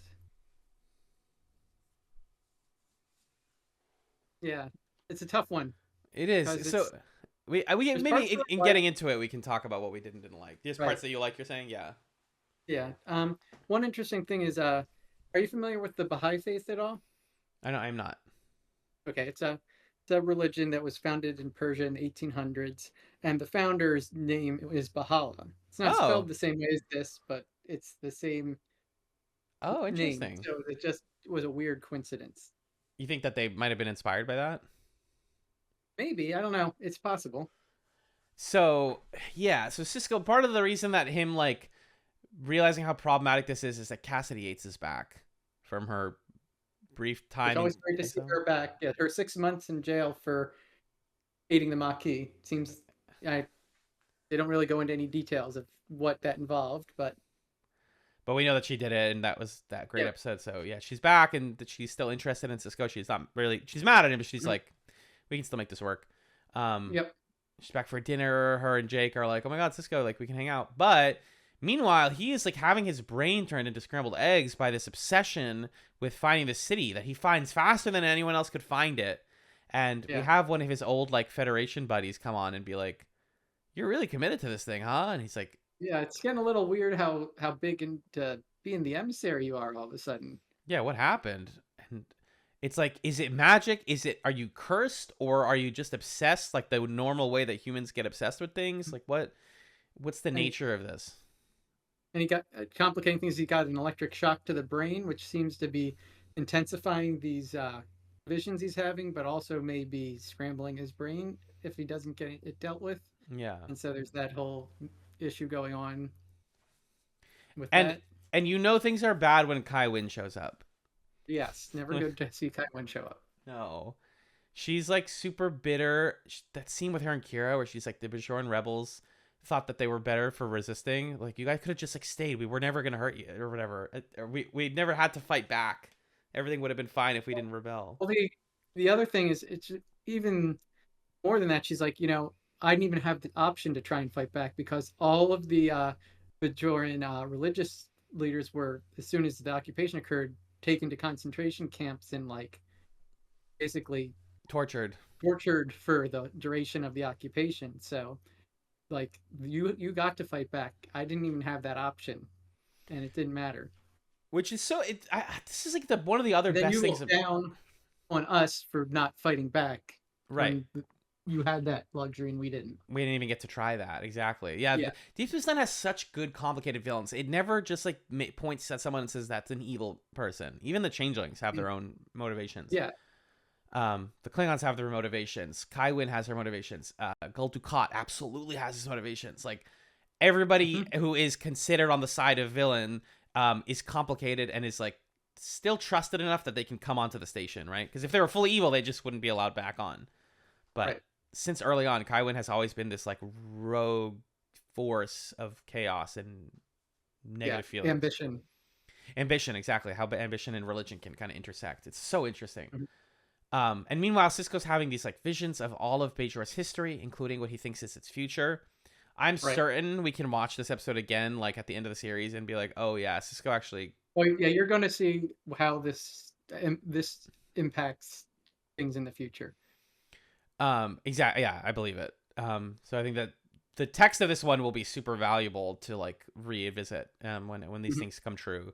The best scene in this episode is when Jake and Cassidy Yates come up to Sisko and they're like, dude, like what? You're like so obsessed. We're just asking you to be part of the family again. And he said he has this shot, unbelievable. Avery Brooks, incredible in this one. It's like I'm holding a baby. This prophecy is a baby. The baby I'm holding in my hand is the universe itself, and I just need to study its face. He's like literally cradling a child, like a fake child. Intense, because it's like if you got put in their position, you know, it's sort of like the Christ metaphor. That's what the whole emissary thing is. And someone said, you have what I'm telling you is like gospel and is going to happen. How do you still try to be a person after that? How do you still act around your family after someone tells you something like that? You can't. And then I think Cassidy hits him with the gut punch. Look at the face of your son right now and tell me you're doing the right thing. Yeah. So that's why I'm like, oh God, do I not like this one? Because it makes me uncomfortable. Like, it just sucks that it's happening, but I think it is good. It's just the thing about Deep Space Nine is it's like sad truths. And one other key thing we have to mention yet is because of these visions, Sisko goes to the orb of prophecy to get a bit clearer version of the vision. After he comes out of it, the Bajorans are getting ready to sign the join the Federation document, and he rushes in and yells at them that there's a locust heading to Bajor. If they join the Federation, it's too early for them to join, and because he's the emissary, they don't sign the document and don't join the Federation. So this whole goal from episode 1 that he was like the major spearhead on, he's now derailed that whole thing. Yeah. So what appears to be, at least to the Federation, possibly hallucinations. Right. It's wild how important they make Sisko because he's the emissary. Locusts headed towards Bajor unless it stands alone. My simple English class guess for this is it's the Dominion. We're talking about the Dominion here, probably. A reasonable theory. Yeah, I don't know how that's going to manifest itself, but I imagine the Cardassians are going to get involved with the Dominion or something, or the Bajorans are. Who knows? Obviously. I do. Yep. But I'll just keep quiet on that. Thank you. Appreciate that. So, but all the stuff in this is definitely going to come back as the series continues. Super uncomfortable, super great acting from Avery Brooks. Excuse me. I think where did you rate this one in your notes, or did you have a preemptive rating? Yeah, I had a rating of like low A, high B, probably high B, but I wrote high B minutes. I think high B. But sense. Also, I think I rated a little higher because I know kind of how it ties into things going forward, and with that information, it kind of makes it see, the importance and the significance of things a little stronger. Yes. Yeah, this episode will definitely, my opinion of it will improve when this stuff pays off. But I think high B for now. We can only rate on what we've seen so far, right? Exactly. Oh, man, the Rapture's good. Okay, so we're getting to the end here. We've got 3 left. It's 511, The Darkness and the Light. Do you want to do the summary for this one? Sure, I can do this one. So basically, this one is that there's someone killing off Bajoran resistance members. They're all part of a cell Kira was part of. So she's trying to protect the ones still alive and figure out who's behind it. Then eventually she figures out where the person is and goes to confront them, and it's a guy who was like a servant to one of the Yeah. gulls, who, when they bombed the gull, he was, caught in the explosion and badly burned Disfigured. and maimed. Yep. And so he's kind of gone uh, classic TV crazy, unfortunately, Yeah. and is going to now, instead of originally he was just going to kill her, but when he found out that she's got pregnant, he's going to cut the baby out and raise it as his own. Uh, Too bad the baby's way too young for that to work. And fortunately, the medicine Kira has been taking to help her with her pregnancy symptoms prevents the sedatives he was using from actually knocking her out. So she's actually awake, and when he goes to do the surgery, she Kills fights him. back and kills him. Yeah. Dark. So this episode has a script from Brian Fuller, who Chatz alum wrote and created Pushing Daisies, worked on Heroes before jumping off. He's kind of got a history these days of like starting on shows with a strong start and then dipping when things get bad. I think he's also got some scandals under his name. Yeah, I believe he does. He did showrun Star Trek Discovery for about 5 minutes before he was like, American Gods. Yeah, before even the first episode, I think he was involved, and then kind of left before things were really even moving forward or something. Yes. And then it's so funny. Speaking of canceled men, going to American Gods, the adaptation of a Neil Gaiman book. Oopsie. But back here, this is his first Star Trek script that he gets a name on. He was 28 years old when he wrote this, which is bananas.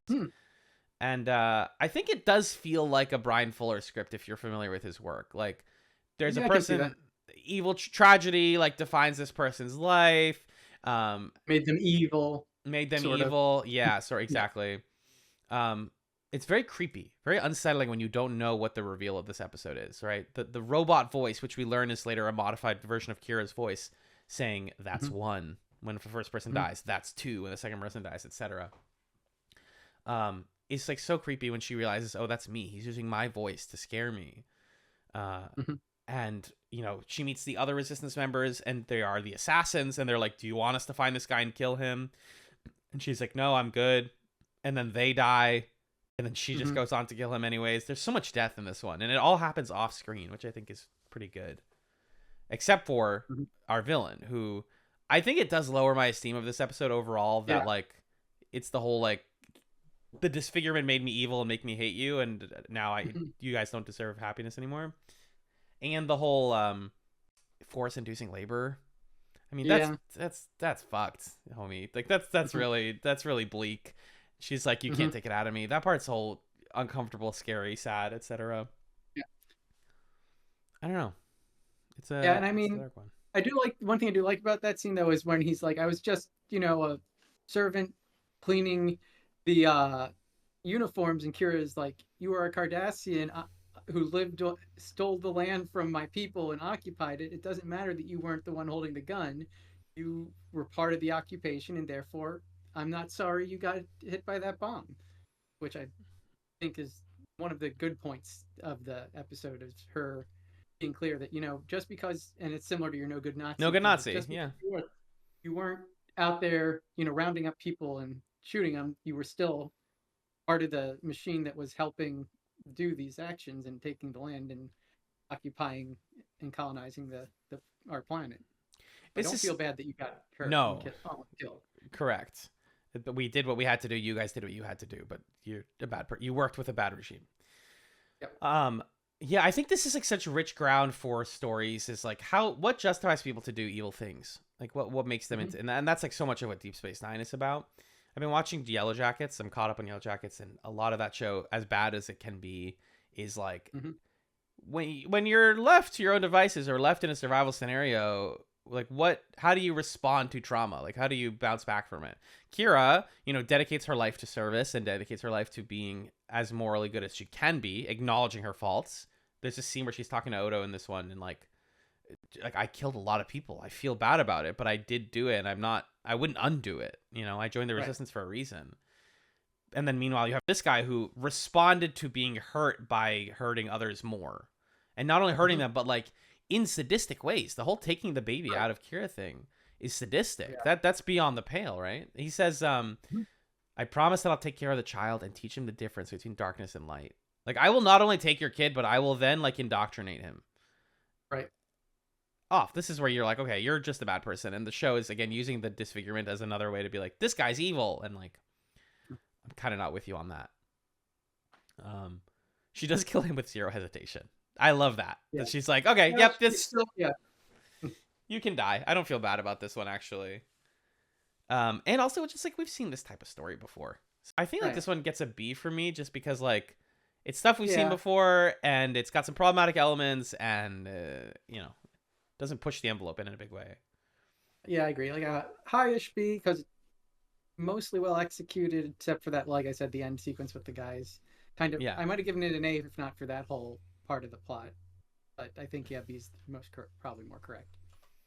Yeah, and Non-Visitor, as always. Fantastic. Groovy. Almost there. Penultimate episode, 512, The Begotten. A.k.a. the person that was born. I forgot what begotten means, even though I do go to church, and they say the begotten son very often. This one's so sad. Man, the season, but this is good. It's good sad. Odo has a son, and by that I mean that there's a changeling that's brought onto the ship by his or Quark not. It's what? Didn't Quark find the changeling? Yeah. He like bought it, and he's like, I think this is a changeling, and then Odo's like, wait, a changeling that is like a child that hasn't figured out how to take a physical shape yet? I will raise him like my own. Meanwhile, they're like, you know who you should get help from is Dr. Mora, who we've been seeing on and off. Yeah. Seasons 1 and 2 and 3, I think. And it's about parenting. You're a parent, Emrys. How did you feel about The Begotten? It's interesting. Yeah, it's Odo trying to, teach it the infant and get it to respond and everything. And then Dr. Moira shows up and is like, well, you have to, you're not getting anywhere. Maybe you should try my methods of electroshock. It was like, right. I don't know if we should. But eventually gets convinced that maybe a little electroshock is okay. Yeah, as a treat. So its second part is like, but it is. And then the whole thing is the baby was too malnourished and weakened and ends up dying.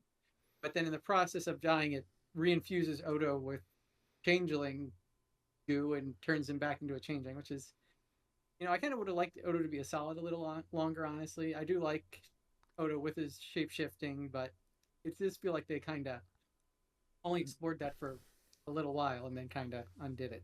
I'm just now realizing that's what happened. Like, I saw that he turned into a bird, but I didn't realize that literally meant he's a change, like he can warp again. And that is a bummer. Because, like, I bet you this episode hits really hard if you, like I said, as a parent, but also, like, if you've ever lost a child, God forbid, like the tragedy of, like, I wanted to raise it. I did everything right. I learned about discipline, and there were things out of my control I couldn't have done. Like, that's right. This episode would kill if you felt that, I think.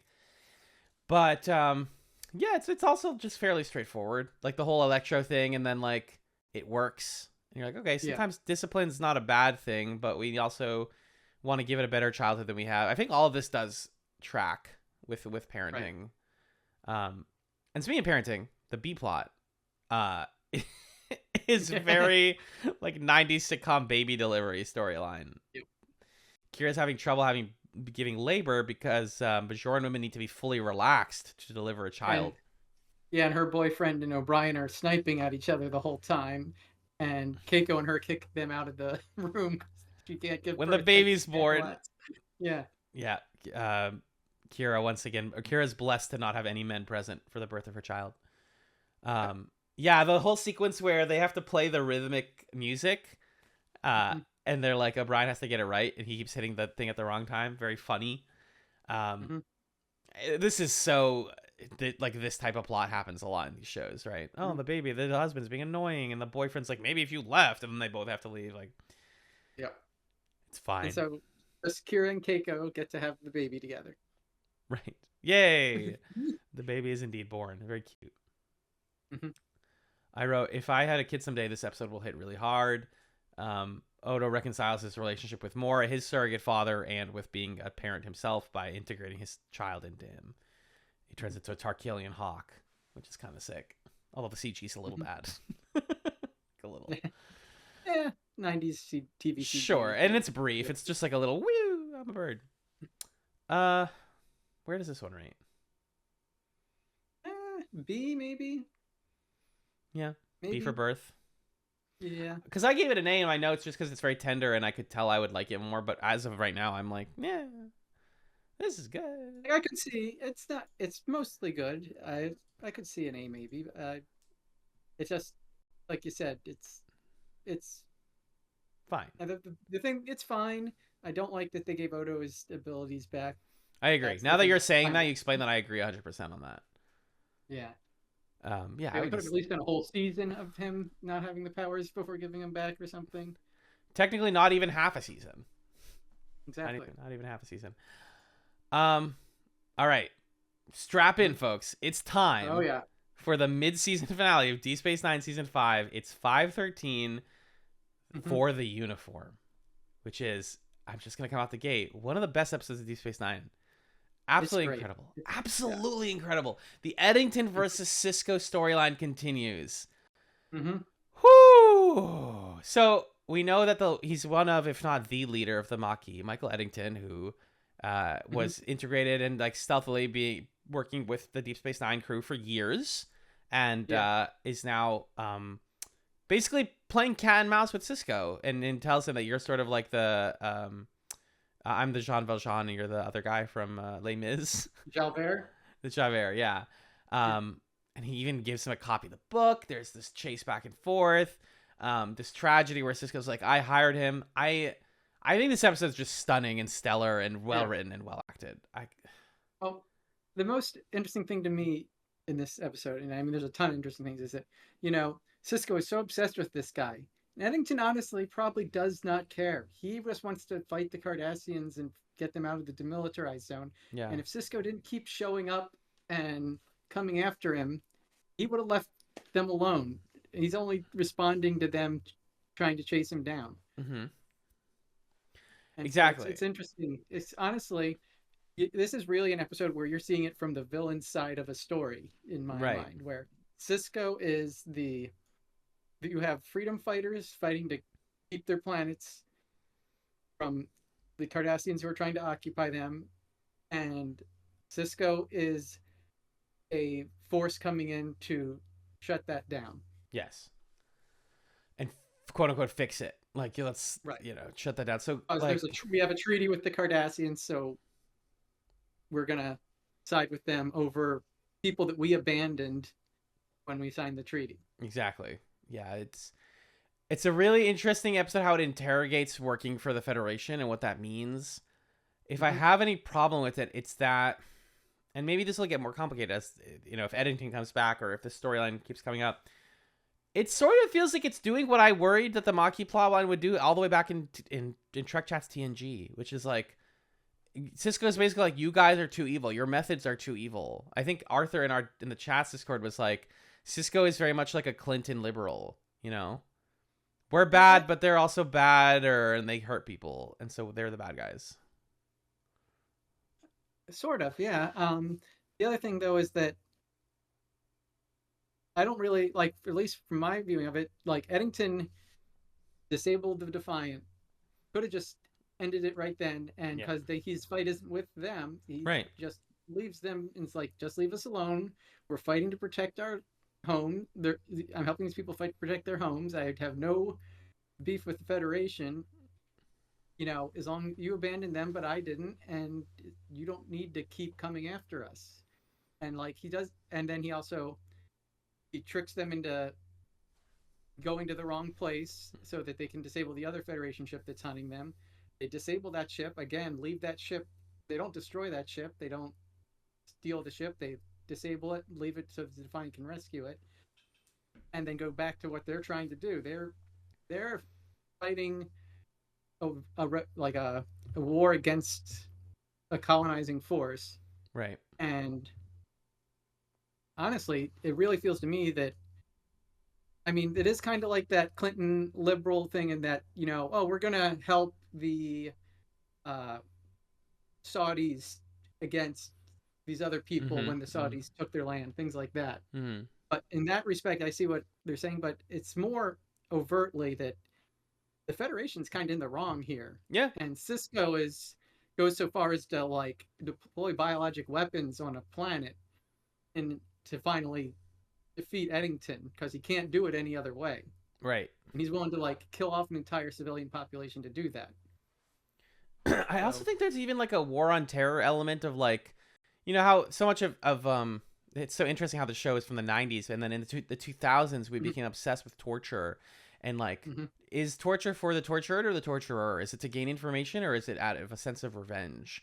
And it's very clear by the back third of this episode that like Cisco's no longer doing this to like save people. He's doing this because he has it's his white whale. Right, exactly. It is exactly the Jalbert and Jean Valjean situation of this guy tricked me once, then when I went after him, he thwarted me, and I'm just getting more and more obsessed with beating him regardless, and I'll do whatever it takes to do it. Yeah, pretty much. I need to either read or consume some version of Les Mis, because I know that movie version's really bad. It's a great musical if you can catch it somewhere. Yeah, that's one of my high watermark ones. Yeah, I saw it. It came through on tour 8 years ago, and I saw it. Ooh, so it was very good. But don't watch the movie. There's some old. I think PBS has an old recording of the musical out there. Oh, if you want to experience it that way, you could. But I'd say, just keep. You're in a major city area. They probably will go back on tour at some point. Just keep your eyes out, because that's the best way to see it, is to see it in the theater. Unfortunately, that's not the cheapest way to experience it most of the time, but totally. But it's definitely a much better experience. But if in the meantime, see if you can find the old PBS recording of the musical. If it's out there. Yeah, I'll keep my ears out. I'm always, Boston does not have a great theater scene. We had we're running Wicked for years before I had any interest in seeing it, and then as soon as I had interest, it was not here anymore. So that's on me. But yeah, I'll keep my ears out, because I wanted to understand that element of this more, right? Because they say it like he stole bread and he chased him for 10 plus years because of that, for such a simple crime. Yeah, Eddington's amazing. Eddington's so amazing. And this is the stuff that I was always hyped up for me in Deep Space Nine, is it will confront the evil colonizing nature of the Federation. And it cannot, by design, go outright and say they are the bad guys. But they came pretty close in this episode. Cisco basically says we had to be the bad guys, and I'm okay with that. Yeah.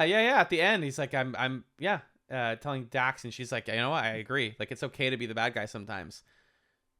I think it's so complex, because you can't go back, right? You cannot put the genie back in the bottle with the Federation now. So I think that this kind of plotline informs where Star Trek goes from here. It's so funny that earlier in the season we had this oh my god, TOS, so beautiful, so optimistic, so wonderful, and now we're even that is compromised morally 100%. The way they treat the Klingons is evil as well. So yeah, it's great. I know that there's at least one more appearance of Eddington. I was spoiled on that, but I don't know the context. One more, that's correct. That's exciting to see. But I think he's great. I think Cisco's great. Any other lines or notes from this one you wanted to bring up? Trying to think. We didn't talk about Nog. Oh yeah, Nog is on he has to run the messages because the ship, all the communications are down and everything. So cool. Basically, Cisco has to be go fire phasers, and he goes, fire phasers. But it's important. I was why did they include Nog in this, other than that's a cool concept? And it's because it's the same thing as Jake seeing the violence. Nog is now seeing what it looks like to work for the Federation. You got to do some dark shit. So I love Nog being in this. I love Eddington as always. Good hunting, says Cisco, as he accepts that the hunt for Eddington is being assigned to another guy, because Eddington knows him way too well. Good hunting. That's a person, dude. Very 90s, very toxic masculinity thing. he hits a punching bag to show that he's angry and working their feelings. And Dax is like, it's really good that you're hitting a punching bag to work through your feelings. He's like, I'm so mad because a fellow human man betrayed him so easily. He's like, he wasn't a changeling. He wasn't like a massive tactician or anything. Like, he's just a dude, and I fell for it. Am I bad at my job? It's like, oh no, he's good at his job, is what I think it is. Yeah. You have no reason to assume that everybody you work with could be a spy. Yeah, very Cold War-ishness there. But yeah, I think this is like the easiest S of the season. This is great. Oh yeah. Not a question. Wow, Definitely imagine a TrekChatz ending in less than 2 hours. Absolutely incredible. But we're not done yet. Yeah, we are not done yet. Nope. So that brings us to the end of the rankings. So just to recap, S tier gives us Nor the Battle to the Strong, Trials and Tribulations, Things Past, and For the Uniform. A brings us Apocalypse Rising, The Ship, and The Trouble with Tribbles. B brings us Assignment, Ascent, Rapture, Darkness and the Light, and Begotten. All of the episodes are in B. Oh, except The Ship and Trouble with Tribbles. Or A. Yes, they're in B or A. C is Looking for Parmach in All the Wrong Places, and D is Let He Who Is Without Sin. Is this the most S's you've had in a blog? I don't know. I could go back and dig. I'm not sure. I'm just curious, it's a lot of S's. I remember.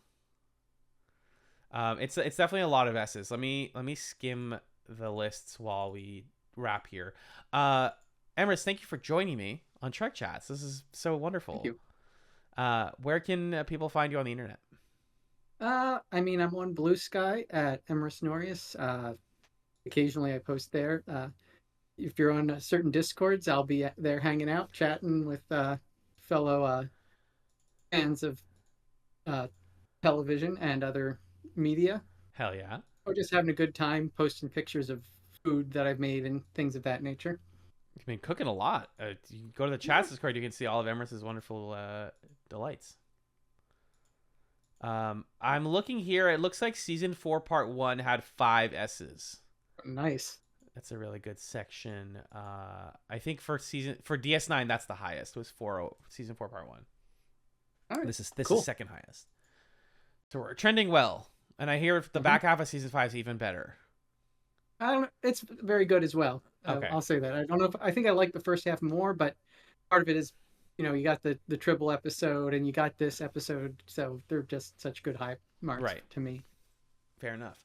So definitely everybody follow Emrys wherever she mentioned. You got to do that or else I'll beat you up. And next time on Chats, the television podcast, we are returning to Xena. Xena Warrior Princess. Let me pull up those episodes so quickly. We're still in season 4 of Xena. I'm really enjoying taking my time with Xena, but I also want to get through season 4 sooner than later. Because the back half of season 4 is going to be nuts. You already know. Let's see. We watched a bunch of these. Okay. Keep the Kingdom was the last one. So season 4, episode 11 is next up. That's Daughter of Pomira. Xena and Gabrielle have to rescue the daughter of one of Xena's former men who was kidnapped and has lived most of her life with the Horde. The Horde are back. The Horde's back. Oh, no. Oh, no. Oh, no. And then season 4, episode 12, If the Shoe Fits, Cinderella's fairy tale can be more complicated when Xena, Gabrielle, Joxer, and mostly Aphrodite are involved in it. Add a bunch of evil warlords and a bit of madness. I love the IMDb summaries. Well, it's always fun when Aphrodite's on an episode. It's going to be ridiculous in some way, shape, or form. Absolutely. And yeah, they're doing a Cinderella nod, which is cool. And then we're getting into some from there, we got some guests coming up. Xena's going to get really weird. There's an arc that I've heard high praise of in season 4. So that's next time. And then finally, let me just do the plug zone here. God, I really am not a prepared podcaster, huh? I don't know how these things work. My other half is in here. Hey, you're flying solo. I'm flying. I do have a co-pilot, and I appreciate you very much. Cena Chat's notes. Pull the plugs up. Alan, cut all of this out of the audio version, please. Thank you. Plug Zone. If you have questions, comments, or concerns for us, we are chatzpod@gmail.com. We're also on Bluesky at Chatzpod if you want to get at us there and hear about the show.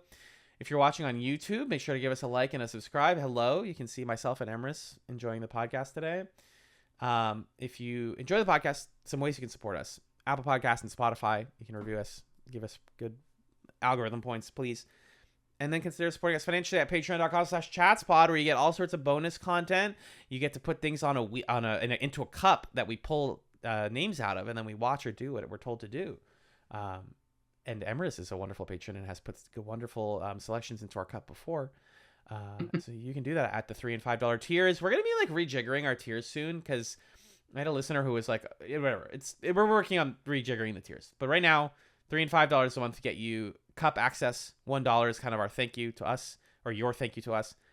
$5 gets you what I said, and a thank you at the end of every main feed episode, including domestic partner of the podcast, Amanda, Arthur, Emily, Emrys, Felicia, Jen, Justin, Kyrie, Lee, Marcus, May Louise, Magellan's mom, Nick of the Brothers at Infinite War, Noel, Six, and Stefan. Thank you all so very much for supporting Chats. If you like our main feed podcast art that you saw at the top of the video version, that's done by our friend Camilla. She's at Camillastrator on social media. And last but not least, we have a final segment. It's called Chatzums. And like the Vlasic Snacking Pickle, it's an opportunity for you to recommend things for the listener between now and the next episode of Chats. So what is or are your Chatzums this week, my friend? Let's see. I think this week my Chatsum is I've been revisiting the Malazan Book of the Fallen. Ooh. It is a 10-book series, fantasy series, and it gets very complicated at times, but it's very good, and okay. I'd recommend if someone's looking for a fantasy series out there, check it out. What's the elevator pitch? This looks really cool. The elevator pitch, that's a tough one. So it's about, trying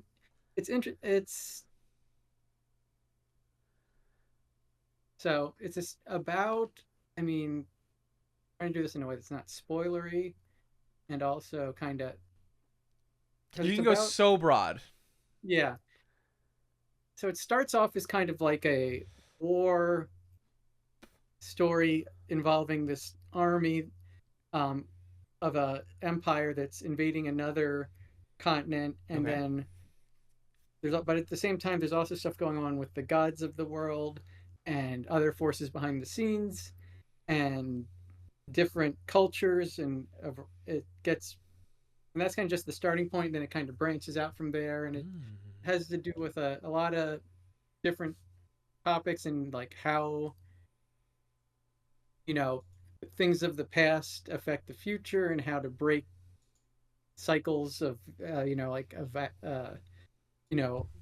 like violence that have been put forward over time, over and over and over again, and try and change things. And it's very good.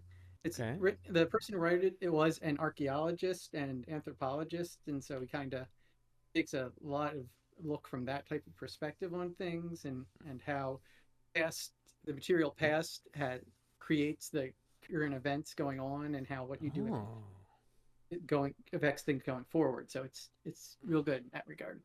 Sort of fantasy series in the realm of like it's talking about time and legacy in a big way. Yeah, and the first book's a little rough. I think after the second book is where it really hits its stride and gets better forward from there. These have been going for almost 30 years, 1999, and they're still going. Wow. The 10-book series has been done for a little while, and then he's made a few offshoot books since then. Oh, wow. Yeah. Oh, my God. Okay, so this is from Steven Erikson, the complete Malazan Book of the Fallen series. That's correct. Amazing. Mm-hmm. I'm curious. I want to get into a crunchy, long fantasy series. Well, if you want a crunchy, long fantasy series, this is an excellent choice. Great. I actually also have a book, Chatzum, that is also about legacy and how time changes things. So my Chatzum this week is A Gentleman in Moscow, which is a 2016 novel by Amor Towles. It's so interesting. So I'm reading this as part of the local bookstores book club, and it was recommended by another member. The basic elevator pitch is that it's the titular gentleman, Count Alexander Ilyich Rostov, is a Russian aristocrat from St. Petersburg who was raised on a family estate from a young age, and he had this Grand Duke who is his godfather. His parents died at a young age, and this book takes place starts at least in the 1920s during the Bolshevik Revolution, where he's arrested in 1917, and then we jump forward 3 years. As part of his arrest, he is forced to be basically on house arrest in the Metropole Hotel in downtown Moscow. And the whole book is taking place in this hotel and how he is stuck there while history is happening outside, while the Bolsheviks are revolting and Russia is completely transforming. The World War II is happening. Like, it's all out there, and he's just stuck, and he's examining the world and trying to find his purpose in life now that class and things like that have come to matter less and less. It's super interesting, and I think my favorite thing about it, besides the sort of like gentle, relatively lighthearted tone it takes for where I'm at, is like it jumps around in time a lot. So every time there's like chunks of book, they're all like scenes are considered chapters. So it's like, this is when he meets the young girl who lives there. This is when he meets his old friend. In between each of those, there's a time jump. Sometimes it's a day, sometimes it's a week. But over time, it's like 3 weeks, 6 weeks, 3 months, 1 year, 4 years, 8 years. And then by the end, we're talking like a 16-year time jump.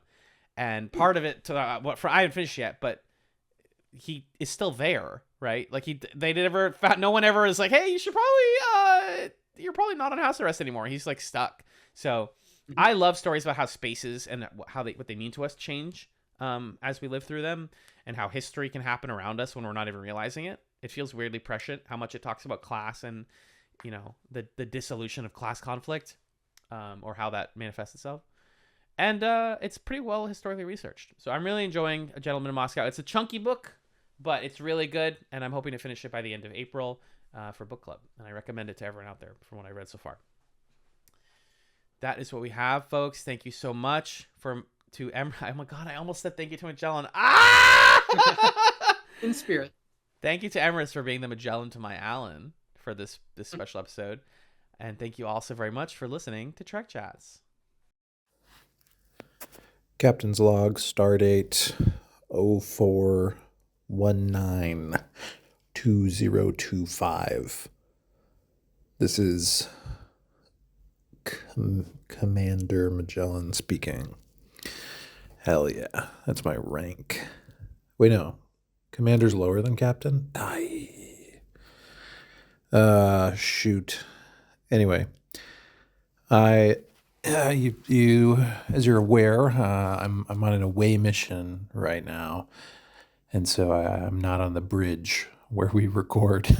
I'm not in ops where we record the podcast right there in the middle of it all. I'm surprised we can get all the background noise out of it.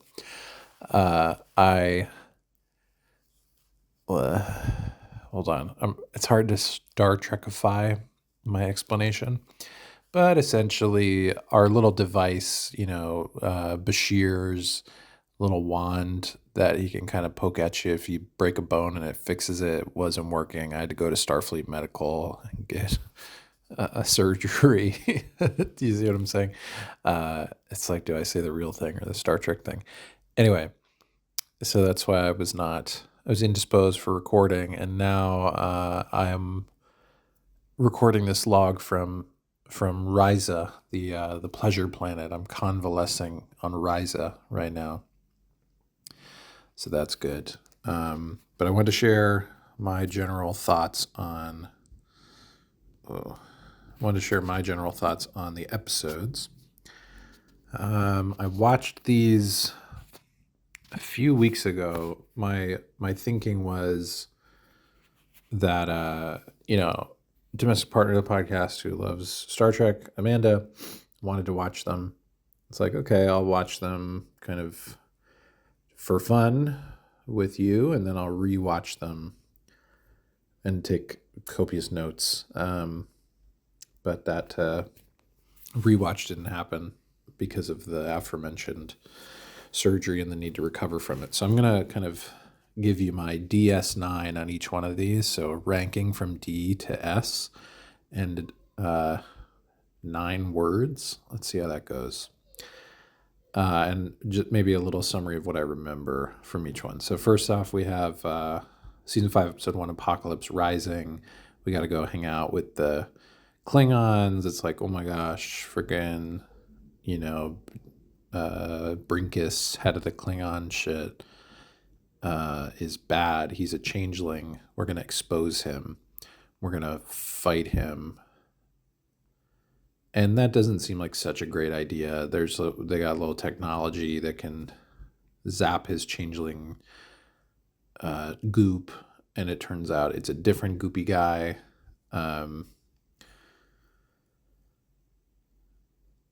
So Martok would be able to, Gowron and Martok, right? These are the guys. Okay. This episode was fine. Not the most interesting conclusion to that little cliffhanger at the end of season 4. I'm going to say my 9 words are great Klingon makeup, mediocre Klingon fighting, underwhelming Klingon story. Okay. And that's going to get it a B from me. I did love seeing Avery Brooks ham it up as frickin' Klingon. I don't know why Captain Sisko is such a good actor. It doesn't entirely make sense with his character, but it's fun. Okay, so episode 2 is the ship. This is the one where it's like, I want what's on that ship. No. Oh, I'm sorry, Sisko. I'm one of the people, the people that look like Rob Lowe. That one guy looked like Rob Lowe, but he's not Rob Lowe. And now it's like a pretty lady of one of those people. And she was with the Jem'Hadar. And what did they have on this ship that crashed that they didn't want the Federation to see? I don't even remember what it was that they didn't want them to see. Oh, it was a changeling. It was like a sick, dying changeling. That's right. That's what it was. And what's this lady's name? Kelana. Okay. And they're sort of bombing the ship. It's like a bottle episode. Oh my gosh. She's a Vorta. That's what they're called. Vortas. This was like whatever. I don't know. There's a lot of fake tension and people kind of like, we're going stir crazy because we're getting blasted out there. So I'm going to say my ranking is a C, and my 9 words are stir crazy. That's not a word. Stir crazy, more like stir it again. Not great. All right. Or something like shaken, not stirred. You know what I'm saying. Episode 3. Looking for parmach in all the wrong places. That's a Klingon word. It means like love or companionship or something. Worf falls in love with Quark's ex-wife, who he married under false pretenses in that one Klingon episode where she wanted her dead husband's property, and he like helped her. Grilka, that's her name. Grilka. I don't remember what the whole deal was. Is this the one where O'Brien and Kira are like falling in love with each other?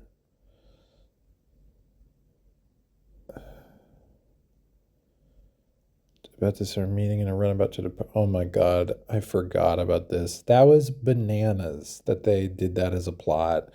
And then they're just like, okay, well, they're falling in love because he's giving good massages, and we're only going to do this for about 1 episode. There was like a way they could have done this sort of throuple thing with Miles, Keiko, and Kira that could have been like, whoa, all right, you guys are kind of challenging monogamous assumptions. And I saw some stuff on Reddit where people were reading the episode as like Keiko was kind of egging on their relationship, and that's like a thing for her. But they end up just making it like, run away with me, which is, it's not happening. You guys are on a show. You have to come back and be on the show. So could have been better. And, that also could have been, we could have had a Quark, Worf, Grilka throuple, but instead we sort of do like this Cyrano de Bergerac story. So I'm going to call this one a B and say, okay,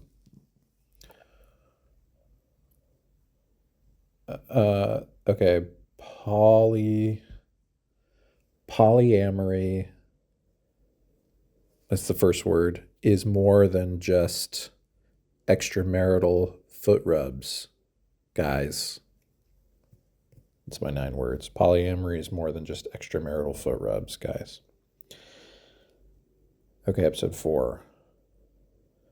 Nor the battle to the strong.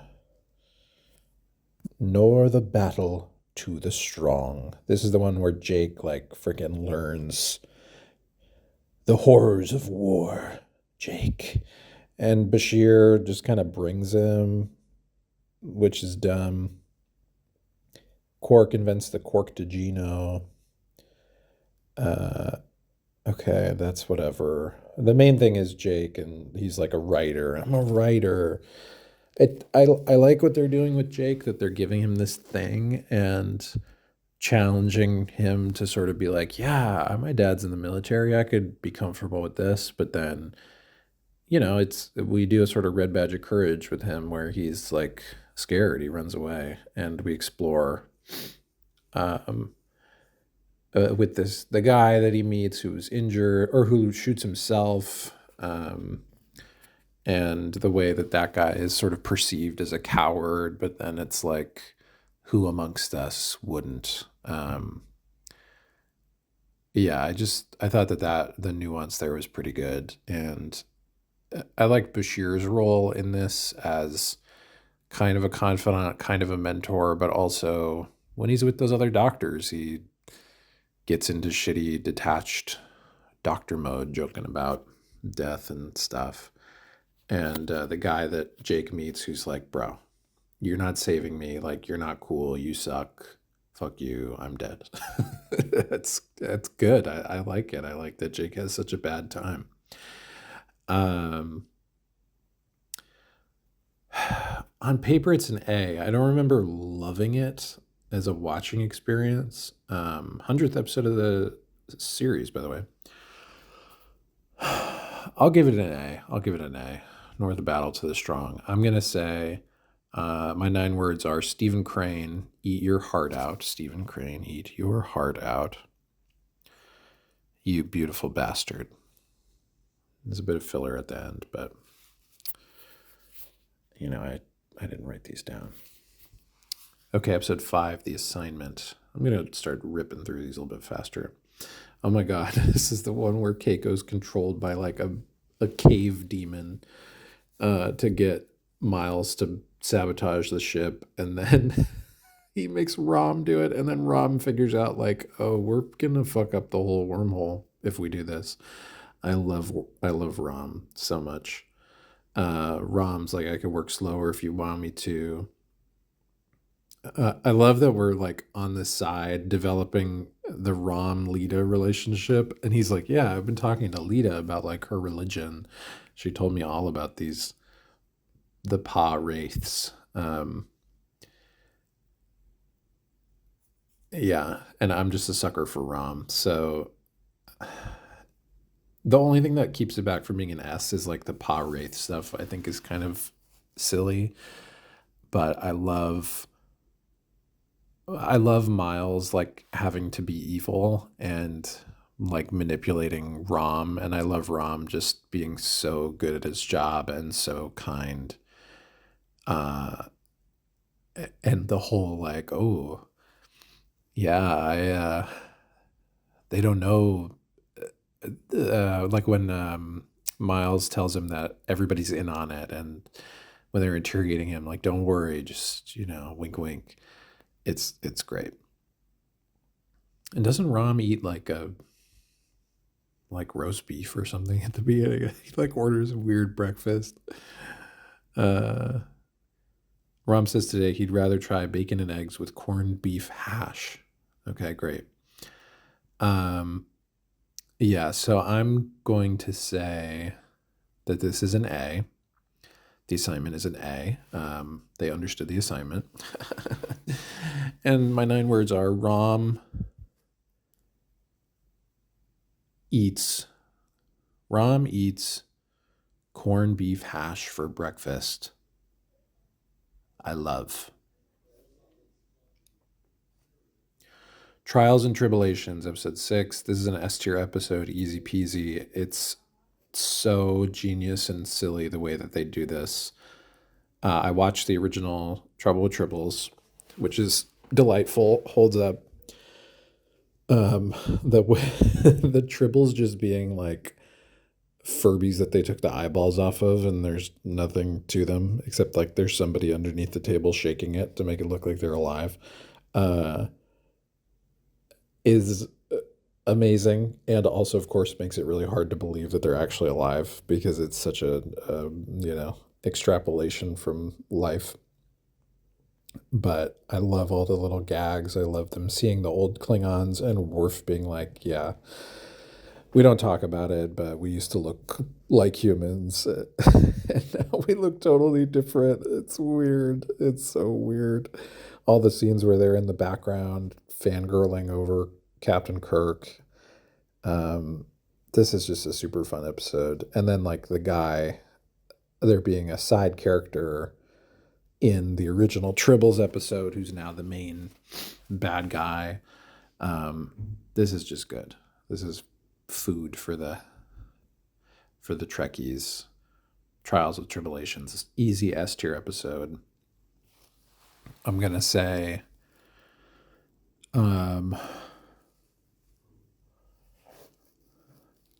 Magic School Bus if they went inside. No. Magic School Bus. School bus is 2 words, I think. If they went. No. Oh, okay. Magic School Bus if they visited Miss Frizzle's past. Right? Like, imagine if they did that. Oh, kids, we're going to go to my memories. It's like, whoa, Miss Frizzle, you fucking partied down so hard, smoked a ton of reefer. What the hell? Oh my God, you were Joan Didion, and now you're our science teacher. What the fuck? All right. Episode 7, Let He Who's Without Sin. Now, speaking of Risa, here's the freaking Risa episode where we have Worf, who, of course, teams up with all these, like, moralist guys who hate love and sex and joy. And Worf's like, the new essentialist, led by Fullerton. And Worf is just, like, having trouble in his relationship with Dax. He's a huge prude. And I like that we explore that part of Worf and their relationship. Because that obviously is a huge...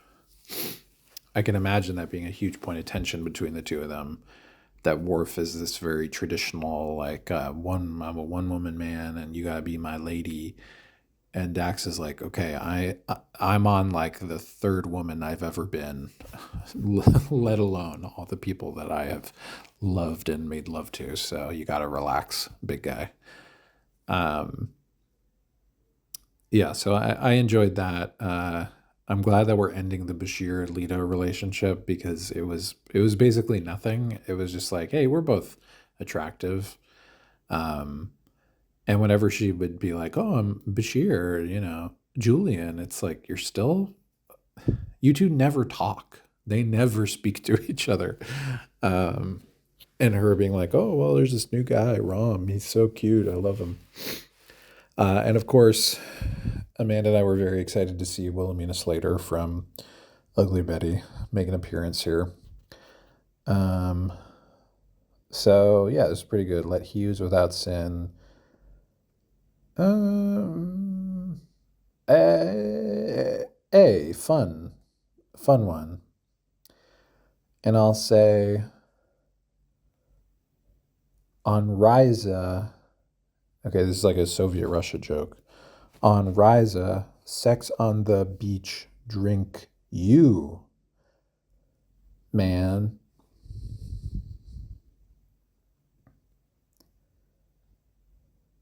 Episode 8, Things Past. This is a cool concept. So Sisko, Odo, Dax, and Garrick find themselves trapped in the past of Terek Nor, but they are in the bodies of these Bajorans. And there's this whole thing we're figuring out where it's like, wait, what's this case? It's these guys who were like wrongfully executed for being involved in this assassination attempt on Gul Dukat. And wait a minute, but like the timelines are not adding up. Is this security guy supposed to be here? And then it turns out, oh, wait, it's actually, at the end of the episode, you realize, oh my God, this is Odo who made this mistake, sentenced these guys to death, and he's feeling guilty about it. And then it turns out that this is like Odo. He formed essentially like a telepathic link with the other three and brought them into this kind of guilty, repressed memory. A pretty cool idea, and I like how they slowly unravel it over the course of the episode, and how hard of a time Odo has with, his one mistake. Because they had started the episode coming back from like a celebration where the Bajorans are like, this guy is freaking great. So this is again an A, Things Past, and I'm going to say everybody makes mistakes. Everybody has those days. Odo, come on. Come on's one word there. Episode 9, The Ascent, is such a freaking episode. S tier, Quark and Odo get stranded on a planet and have to climb to the top of a mountain and have the worst day of their lives. They nearly die. Very triggering for me, having broken a bone, to watch them like slip and break their bones. And meanwhile, Jake and Nog are having a hard time being roommates. It happens when your friend changes and sucks now and wants you to do chores, and you're a writer, you don't have time to do the dishes, and also we're in space, like it does it itself or whatever. I think that's a great pairing of those two relationships, and it's great to see Odo and Quark get each other through this experience with their version of love in the way that they like to do it. So this is an S. I'm going to say my 9 words are girls trip be like, : that's just me punctuating. That's not a word. Girls trip be like, and then it's a colon, and there's like a picture of we're like, toasting, drinking mimosas. Boys trip be like, and it's just the word, it's just a colon, and it's like, fuck, like that. So girls trip be like, boys trip be like, fuck. It's my 9 words. S for The Ascent. Okay, episode 10. We're cooking. This is Rapture. Bajor is about to enter into the Federation. Sisko, he's like, I found the ancient city of Valhalla. This is amazing. And then he starts tripping major balls and having visions about how it's actually bad for them to join the Federation. We're going like harder on the emissary stuff. This is really an episode where Sisko fully starts to embrace the emissary persona and identity. This one's fine. It's like whatever. I'm not that interested in it, to be honest. I'm gonna give it a B because it's fun to watch Avery Brooks chew the scenery. It's fun to watch, what's her face, the Bajoran priest lady, win. Just to watch her like scheme and bounce off of Kira, and also what's her name? Cassidy Yates is back. We're eating dinner with Cassidy Yates. She's hanging with Jake. So there's a lot of fun character stuff and performances, but the plot's not that interesting. So I'm going to say Rapture is a B. My 9 words are, this could have been an email. Let's have dinner.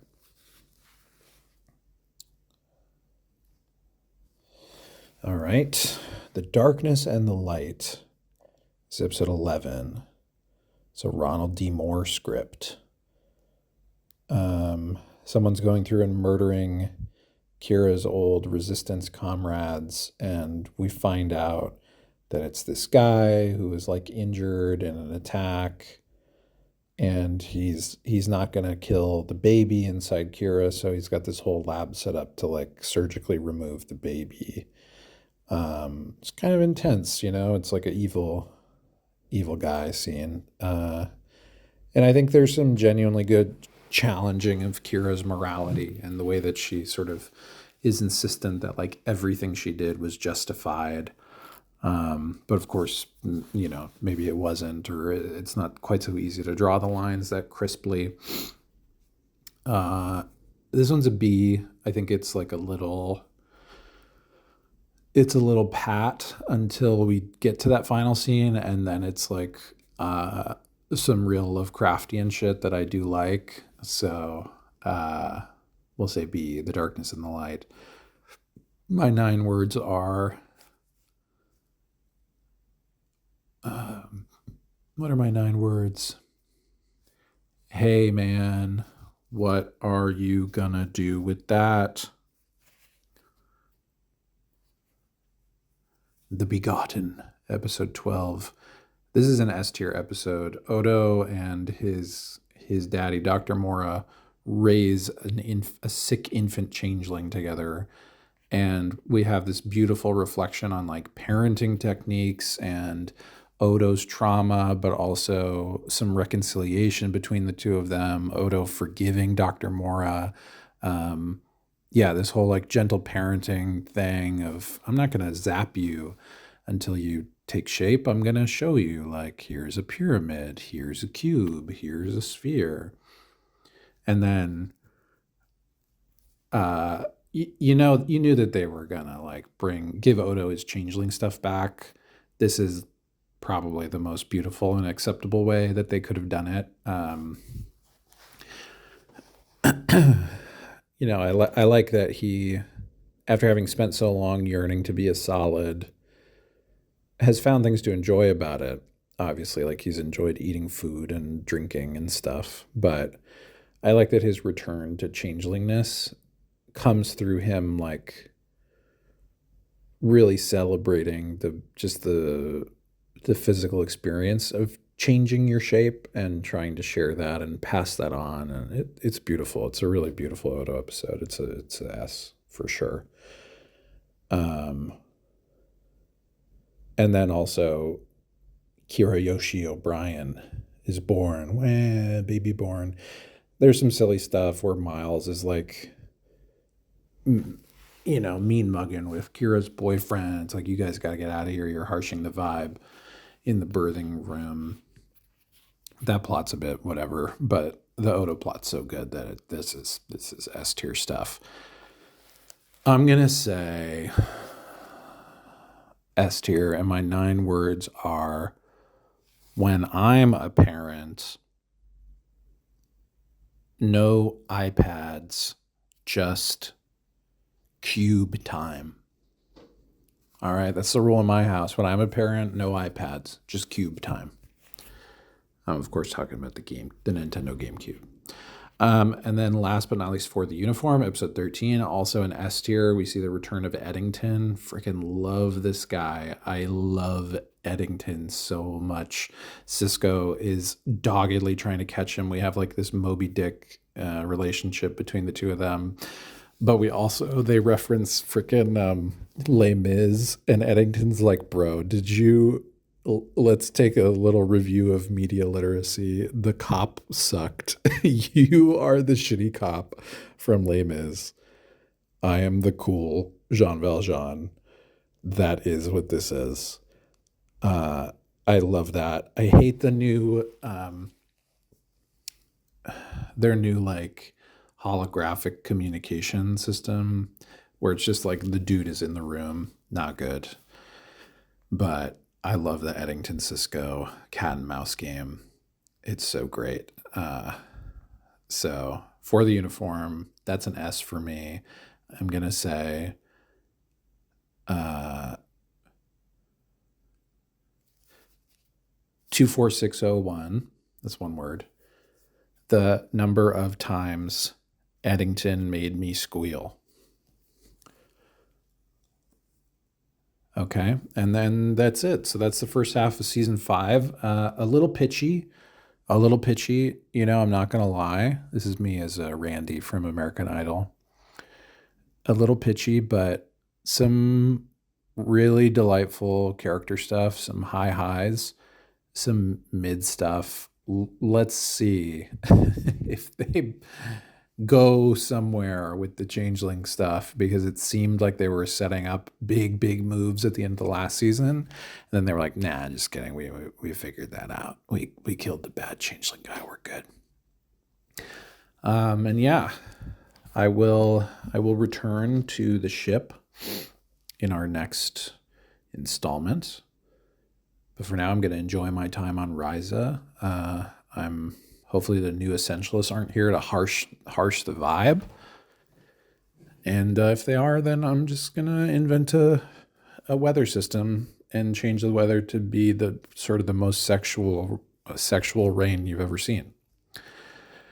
And yeah, that's my captain's log.